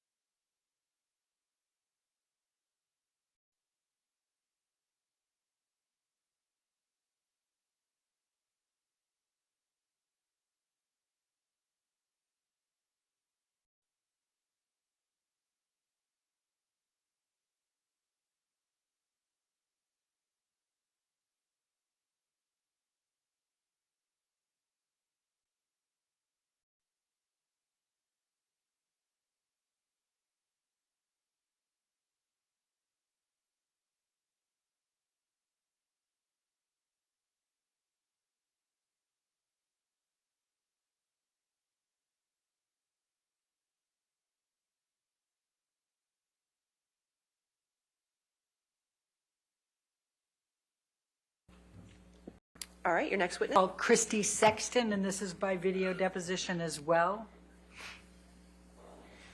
I think that'll be the last one for the day. Okay, thank you. Some preliminaries. Ms. Sexton, why don't you state your whole name for the record and your current address? Christina Lisette Sexton, Australia. For how long, Ms. Sexton, had you lived in Australia? I've been at that address since July 2017. There was a transitionary period. I met my husband in December of 2015. So 16 and 17 decisions on which country we were going to move to and such. So I did not establish residency here until July, and then began all my paperwork subsequently when we were married in October of 2017. So I take it from your last answer, Ms. Sexton, that Australia was the lucky winner for which country you and your husband would choose to live in. Is that correct? Yes, indeed. And do you currently have a job? Do you currently work right now in Australia? Yes, I'm an acting coach. When was it, to the best of your recollection, that she took a class that you were a TA in? I believe it was sometime in 2009. For how long did you remain Amber Heard's primary or exclusive acting coach? I don't know about exclusive. We don't have any sort of exclusivity contracts. She may work with other coaches. The last time we worked on a project together would be Aquaman, so 2017. I don't know about exclusive. We don't have any sort of exclusivity contracts. She may work with other coaches. The last time we worked on a project together would be Aquaman, so 2017. Okay, so the first movie, or the first TV series, I should say, that you recall working on as an acting coach with Amber Heard was the Playboy Club. Yes. Listed there 2011. Yes. I take it from what you just described that although the frequency varied, fair to say, is it not, that you saw Ms. Heard many, many, many times during the period between 2010 and 2017. Would it be fair to say that you saw Ms. Heard during this 7-year period more than 100 times? Easily, yes. And when you say easily, do you think it's also fair to say that you saw her more than 200 times? Absolutely, yeah. I'm going to go up another 100. Same answer for 300 times? Yeah. As I said, when I would see her, it would be multiple times a week in preparation for a project. When's the last time that you had a session with Amber Heard as her primary acting coach? Mid-2017? During that early period when she lived on Orange Avenue, how would you describe, Amber Heard as an actor? She was really focused on moving to the next level of her career and really stretching herself as an actor, which is why she started coaching so much at that time and initially even went to classes. So she was really driven to do a lot of work and kind of mine out everything that we could from the text and go over things a lot. So she was very driven as an actor to, I would say, get to the next phase of her career. We're looking at Section 1. Refresh your recollection as to when that took place. That's the IMDb page. Yes, it was either 2011 or 2012. If it's saying that it came out in 2011, then the premiere would have been in 2011, so yeah. When was the next time you recall seeing Johnny or Mr. Depp? I would say sometime in the middle of the following year. So sometime in the middle of 2012, you think? Yeah. And where was that? At her house on Orange. I remember seeing him quite a bit. In the early period... Again, I'm focused on the early period. Did you have occasion to run into Mr. Depp at your coaching sessions with Amber later when she moved into Sweetser Avenue and then at the penthouse in downtown Los Angeles? Yes, I did see him often at both Sweetser and the downtown house. And over that period of time, did you observe changes in Mr. Depp's behavior? Yeah, Johnny became, I would say, much darker as time went on. He was, like, figuratively and literally, he would sit in dark rooms. The art overall changed, like everything got much darker in the houses with like heavy, it was always a little, I don't know what the art form would be, dark, but it just like literally lighting would go down and big curtains would be everywhere, and he became much less talkative as time went on. I would see less and less of him personally. I would hear him in the house, but I would see less and less of him interaction-wise. And when I did, he wasn't very happy. What would you hear him say on those occasions when you could hear him but not see him? At different points in time, I heard different things.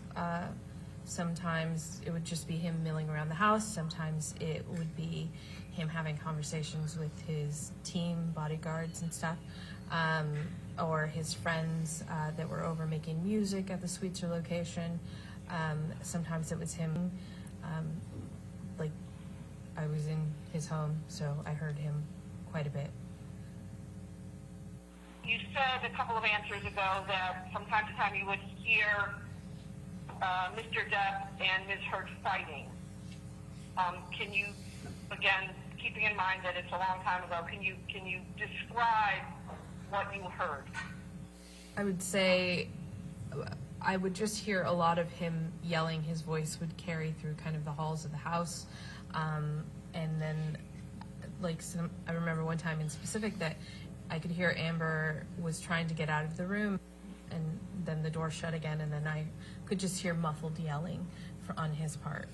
At the beginning of their relationship, once Ms. Hurd has revealed to you that they were in fact in a relationship, did she talk to you about Mr. Depp's struggles with drugs and alcohol? In the early parts of their relationship, she had said that he was sober. She was trying to support him in his sobriety.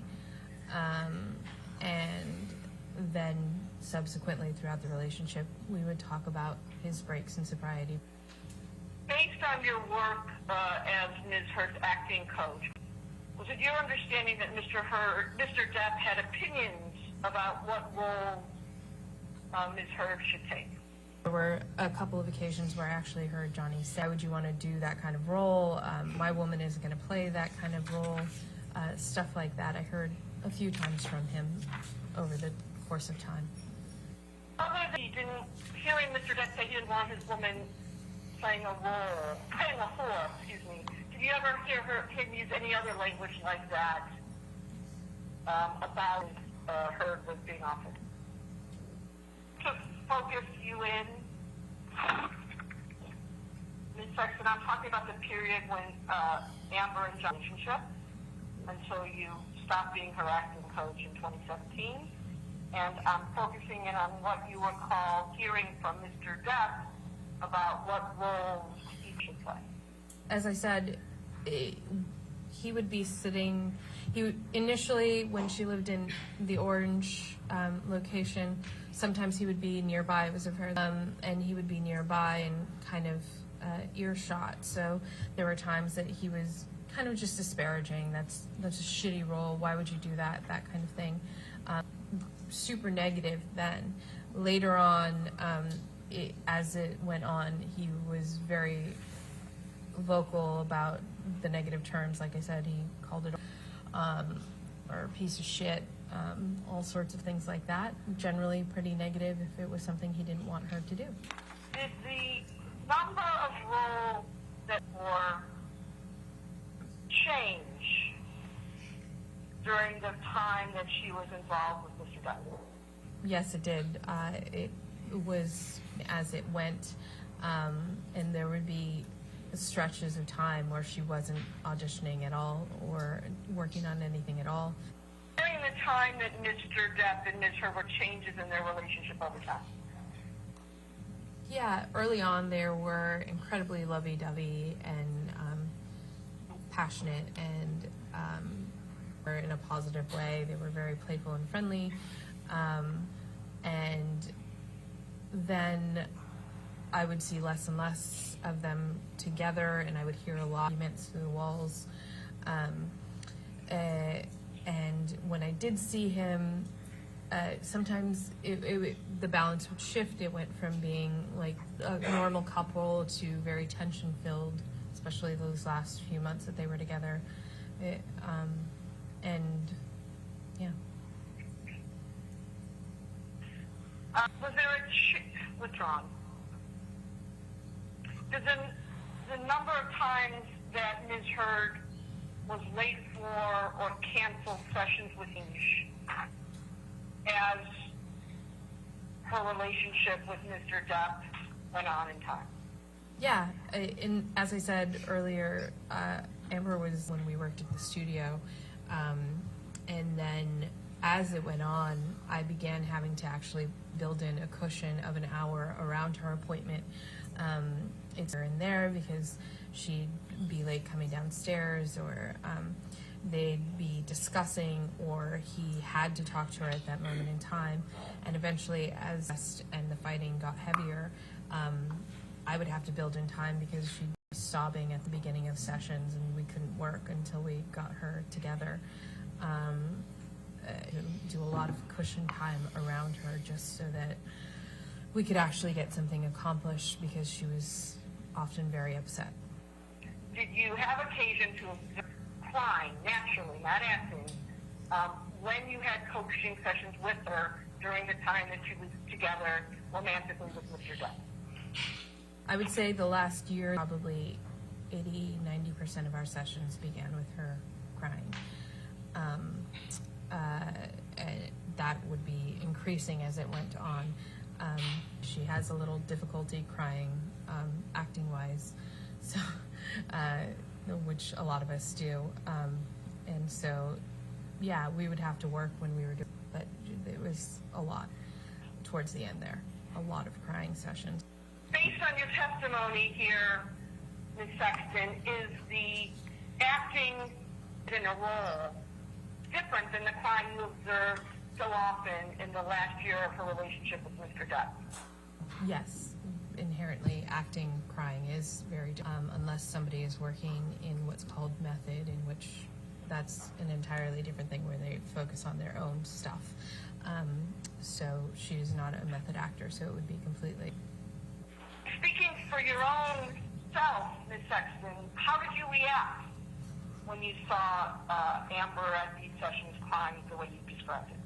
Take her personality, so I would prioritize taking care of the person in front of me over doing work, which is why I ended up building in all that extra time. I cared about her as a human, and I wanted to be there for her in as much as I could as a friend. So there's no point on working on something if someone isn't fully there, upset. It's more important to deal with the person and take care of them than work. And during those sessions, particularly in the last year when you cried so often, what was your understanding of the reason for her tears? I would hear them fighting and then hear her come in, and she would be a wreck after she came in. I could what they were saying, and I personally wasn't trying to listen to their fights, so I would just hear the sounds of the screaming. And her, usually, you could tell she would open the door and try to get him to be quiet, and then it'd go back to him yelling. And so that would directly occur before she would come down and upset and trying to pull herself together. What do you recall seeing her say she told you that they were fighting about? I was witness to some of those. He didn't want her going out without any sort of security. He didn't want her going and doing things just on her own. You described earlier in your testimony, Ms. Sexton, what it was like when you first met her. During this period when she was involved with Mr. Depp, and particularly toward the end of their relationship, did her behavior change? Over the course, became more and more of a hermit. Only leases became darker with the curtains. I remember one time in particular when she was living at the Eastern, we went downstairs to get a slice of pizza. I think there were 4 of us, and Amber gave a homeless kid down there some money, and we helped him get to the bus stop. Johnny yelled at her about going out, and that she knew better than to be going out at night and that kind of thing. And when we tried to we got pizza downstairs in the building across the street. Then he just started screaming and getting really angry, so I made my way out. What about her during that period in her weight? Just to be clear, Ms. Sexton, I'm asking about the time that she was involved with Mr. Depp. So Amber is one of those people stout. So she would drop weight and look skeletal at certain points in time. At her wedding, she had lost a significant amount of weight to the point that I was asking her if she was eating regularly. So she's always would drop down and get a little gaunt if she was super stressed out. And in that last year that she was involved with Mr. Depp, do you know? Yeah, she lost a significant amount of weight, and I noticed it specifically because I had been in Australia doing a film, and then when so I'd been in Australia since December. I came back in February, and she looked, she was skin and bones, like she was much thinner. So I know during that time period that she had lost a lot of weight, and she was very gaunt. Now, I'm going to move on to specific incidents, but for now, Ms. Sexton, I want to keep about things you observed and saw. And the first is, during the time that you were Amber Heard's acting coach, during the time that you were Amber Heard's acting coach and she was involved with Mr. Depp, did you observe injuries on Ms. Heard? When she came back from Australia, there were a lot of like little red marks on her arms that looked like skin, like red marks on her skin, sorry, on her arms that I saw. And then subsequently I would see like bruises that looked like grabbed or wrists. And I saw that all towards the end. Did there come a time when you accompanied Amber to Hicksville, California? Yes, I went to Hicksville for Johnny's birthday celebration with them. In your own words, can you tell me about that trip and what happened chronologically? We arrived at Hicksville and like a barbecue and drinks as we were having a lovely time. Johnny was playing guitar and singing, and then like around sundown they started passing around a bag of mushrooms and a bag of white powder. I didn't, because I had had surgery a few months before, so I was the only one stone cold sober. Then I went, and while my friend and I were in our trailer and we heard the fighting happening, Johnny screaming and a commotion, we didn't come out of our trailer, and the quieting down and everyone being like, oh, it's okay. The bodyguards, I heard them running over there.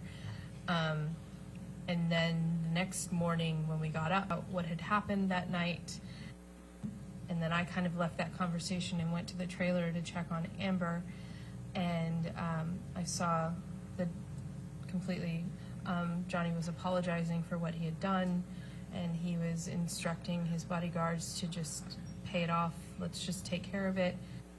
And the next day, Johnny were staying looked like? The inside was in broken stuff everywhere. It looked like, or not dishes, like the wood was broken, things were hanging off the wall. It was in shambles on the inside. And that next day, I think you said that you had occasion to see Mr. Depp, is that correct? Yeah. How did he look that next day when you saw the trailer? He looked very worried. He was apologizing.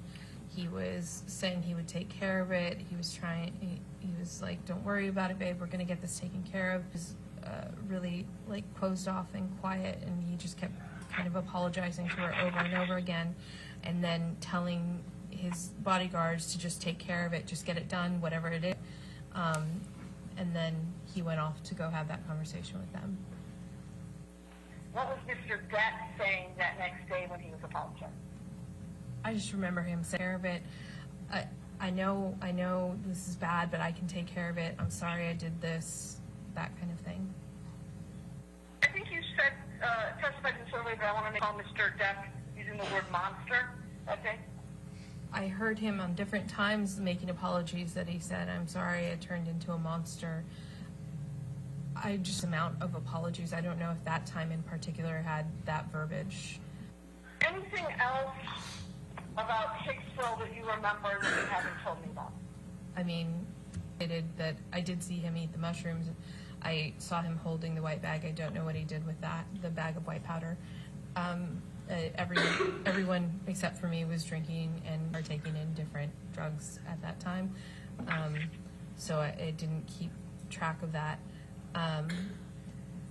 Yeah, I don't know any recall. Okay.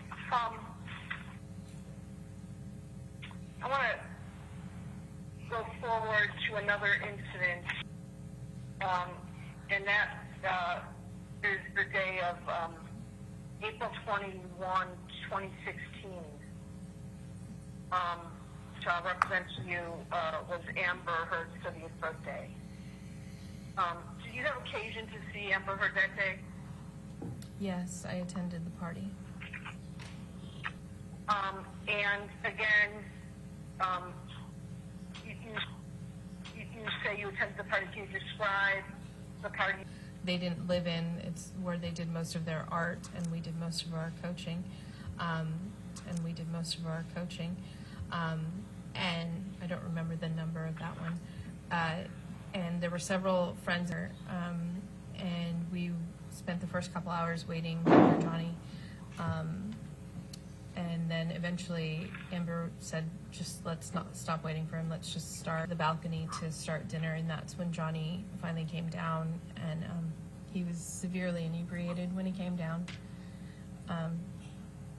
And Brandon, I don't remember his last name, it starts with an M, escorted him, kind of helped him stay stable at a table, and we started dinner. And Johnny and I was sitting 2 seats away from Johnny.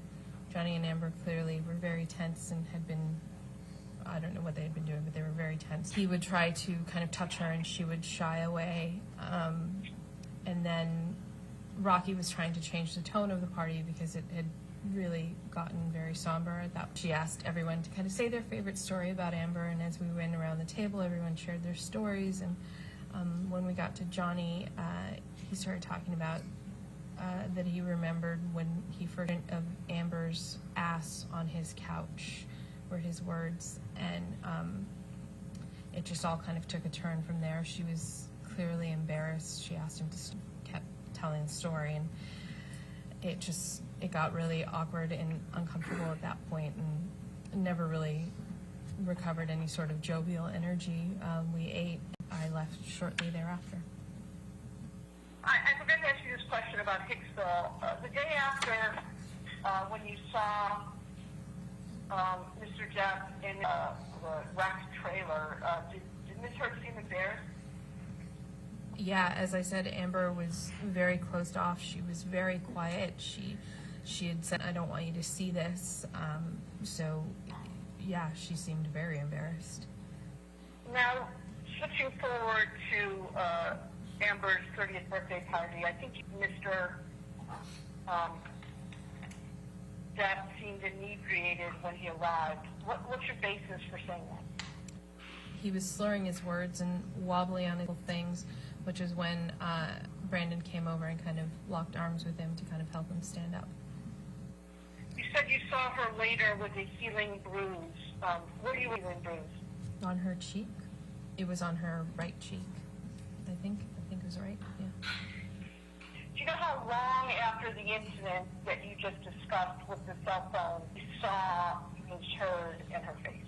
It was a few days later, but I couldn't tell you exactly when. I mean, everyone heals at a different rate. I could still see kind of the yellow.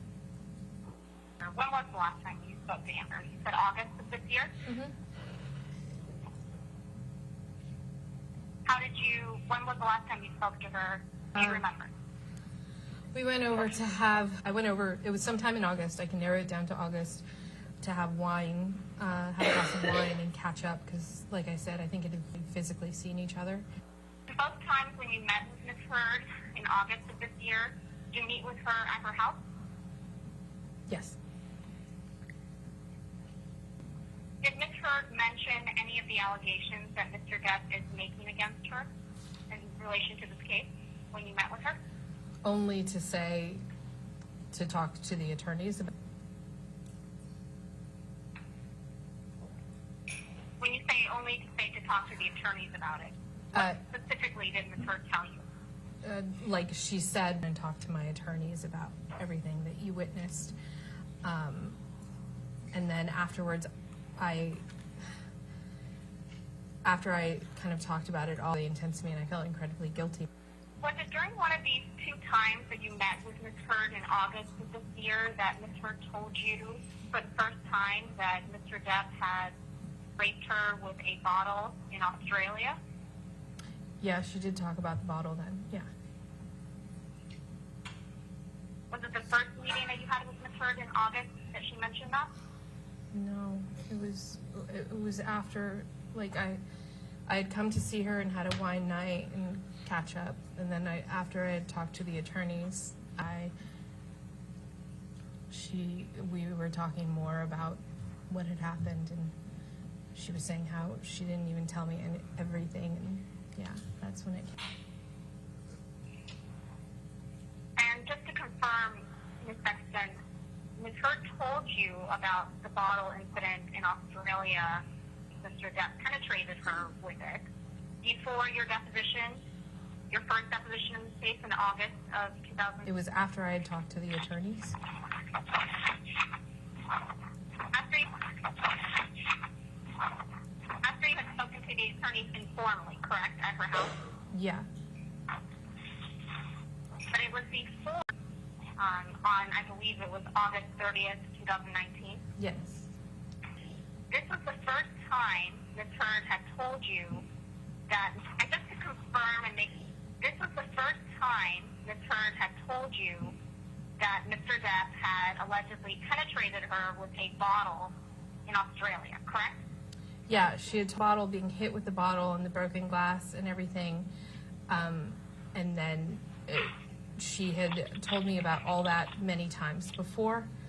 And then this man sobbing and started telling me about the assault, the penetrative assault. And when Ms. Heard told you about this alleged rape that occurred, did she know that you were going to be deposed? No, because they were all in the other room. They didn't even tell me that they were like, we may have you for a deposition, and that's going to do that. I would appreciate it if you did it before I left the States. And they said we may or may not need you. And it was a couple days later that they then going to subpoena you. Since you've known Ms. Heard, can you tell me how many times you've spent maybe a significant amount of time with Mr. Depp? I would say probably around like times. And of those 10 or 20 times that you saw Mr. Depp and spent maybe more significant time than him just passing through a room, how many times would you or appear to be sober? Not many. If he was coming down to have a conversation, he was pouring a glass of whiskey or rolling a joint or having wine. It seemed to me that he's not a social animal, if you will, and he would have a drink or a smoke in order to, is what it felt like. So most of the time I saw him, it was that. You would agree with me, though, Ms. Sexton, that someone getting a drink is different than someone, for example, if it was his first drink of the day. So my question is a little bit more specific. Of the 10 or 20 times that you saw Mr. Depp, how many times did he appear? Not, holding a glass of tea or smoking a joint, but how many times did he appear inebriated to you? I would say at least when he was or appeared sober versus when he appeared inebriated. Versus when he appeared inebriated. He was very quiet when he was sober, and before he would start drinking, he was very quiet. A whisper, mumble most of the time, and then he would get very loud when he was inebriated, and he would go to like boisterous first and telling like that kind of happy drunk, and then it would move into the loud, angry drunk. When you say loud and angry drunk, did Mr. Depp be angry when he was drunk? A couple of times, yeah. When was the first time you witnessed Mr. Depp appear to be angry and inebriated? I couldn't tell you the first time per se. I have images in my head. I remember him like yelling at the bodyguard coming over and being like, "Hey boss, let's take this to another room." Can you tell me as much as you can remember of that incident? I remember being in the kitchen, and he came down and he was yelling about something. Amber and I were having a conversation, and I think we were going to work on something that day. It was later in the evening, or it was really dark in there. Like I said, sometimes they drew all the curtains. In my memory, it's very dark. And he was yelling, and that older guy came and like scooped his arm around him and was like, "All right, boss, let's take this to another place," because he was inebriated. I could tell from the way he was talking, and he was just kind of yelling. And I don't recall what was happening. It all kind of happened very quickly. I don't recall what he was yelling about or even at anybody. He was just kind of down there and drunk and yelling, and we scooped him up. You anticipated my next questions, which were who was he yelling at and what was he yelling at, correct? No, I don't. And you said the other instance that you remember of Mr. Depp appearing inebriated and being angry was at Fuentes downtown LA, is that correct? Mm-hmm. What were the circumstances that you remember about that instance? I remember one time he was mad. People were in the house because I had just gotten there. I don't even remember. There might have been like 2 people there or something. I don't remember. But yeah, he was storming up those bedroom area. Then Amber and I went to the other penthouse to work. Penthouse. When you saw Mr. Depp and he appeared inebriated and was angry and yelling, did you see him, Mr. Depp, and he appeared inebriated and was angry and yelling? Did you see him hit Ms. Heard at any point? No, I did not. Did you see him kick Ms. Heard? I did not see him kick her. Did you see him throw something at Ms. Heard? Coming at her, and that's when the bodyguard stepped in, like coming towards her. But I did not, like, so throwing himself at, like, but I was not to him throwing objects at her. When you say he was coming at her, are you describing the incident at Sweetser or at the penthouse? Sweetser, he came in through that hallway, and we were like an island there, like right in front of the fridge, and I was in front of the fridge, and he came in from there, was like coming at her, and then the bodyguard, like came in and scooped him up. This is the incident. You don't remember what Mr. Depp was yelling about or Yeah. what? Yes. But it appeared to you that Mr. Depp was coming at Ms. Heard. Yeah. Correct? She was shaking and upset.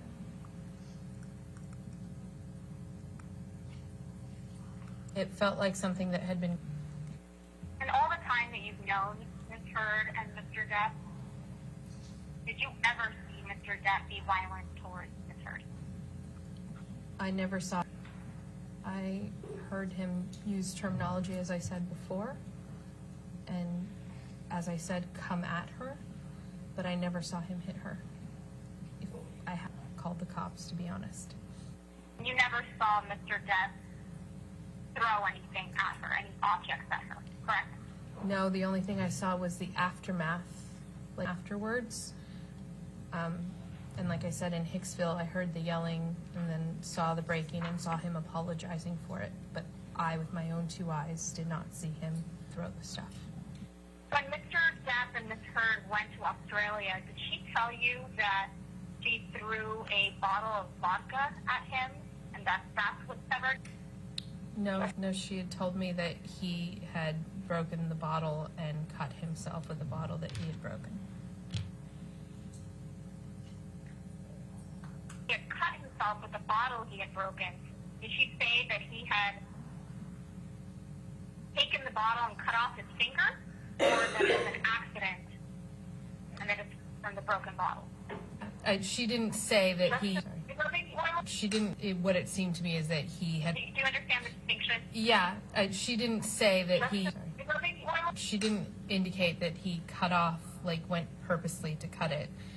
What it seemed to me is that he had broken the bottle against something, and then he was doing things with the bottle, like shaking it around, and that he had cut himself from that. It didn't in any way purposely cut himself. Do you recall Johnny ever saying something to you in a conversation with him later about his ability to pass? I remember a specific time when Amber still lived at Orange, and Amber was out with her girlfriends, and I had come over too early for the party, so it was just Johnny and some whiskey. and he was smoking cigars, and he was talking about that it was, I said something about, he said he had to get up early to have any sort of like concern about that, and he's like, it's easy to fake insurance tests, that's why we do what we do. I was talking to him because another client of mine had to do it, and she's like, oh, you can fake a piss test, you can do this, and he just kind of went over a few different ways that it's easy to fake insurance tests and made a joke of it. All right. Ladies and gentlemen, we've come to the end of the day today, so have a good evening, and we'll see you tomorrow at 9 a.m. Again, do not discuss the case with anybody and don't do any outside.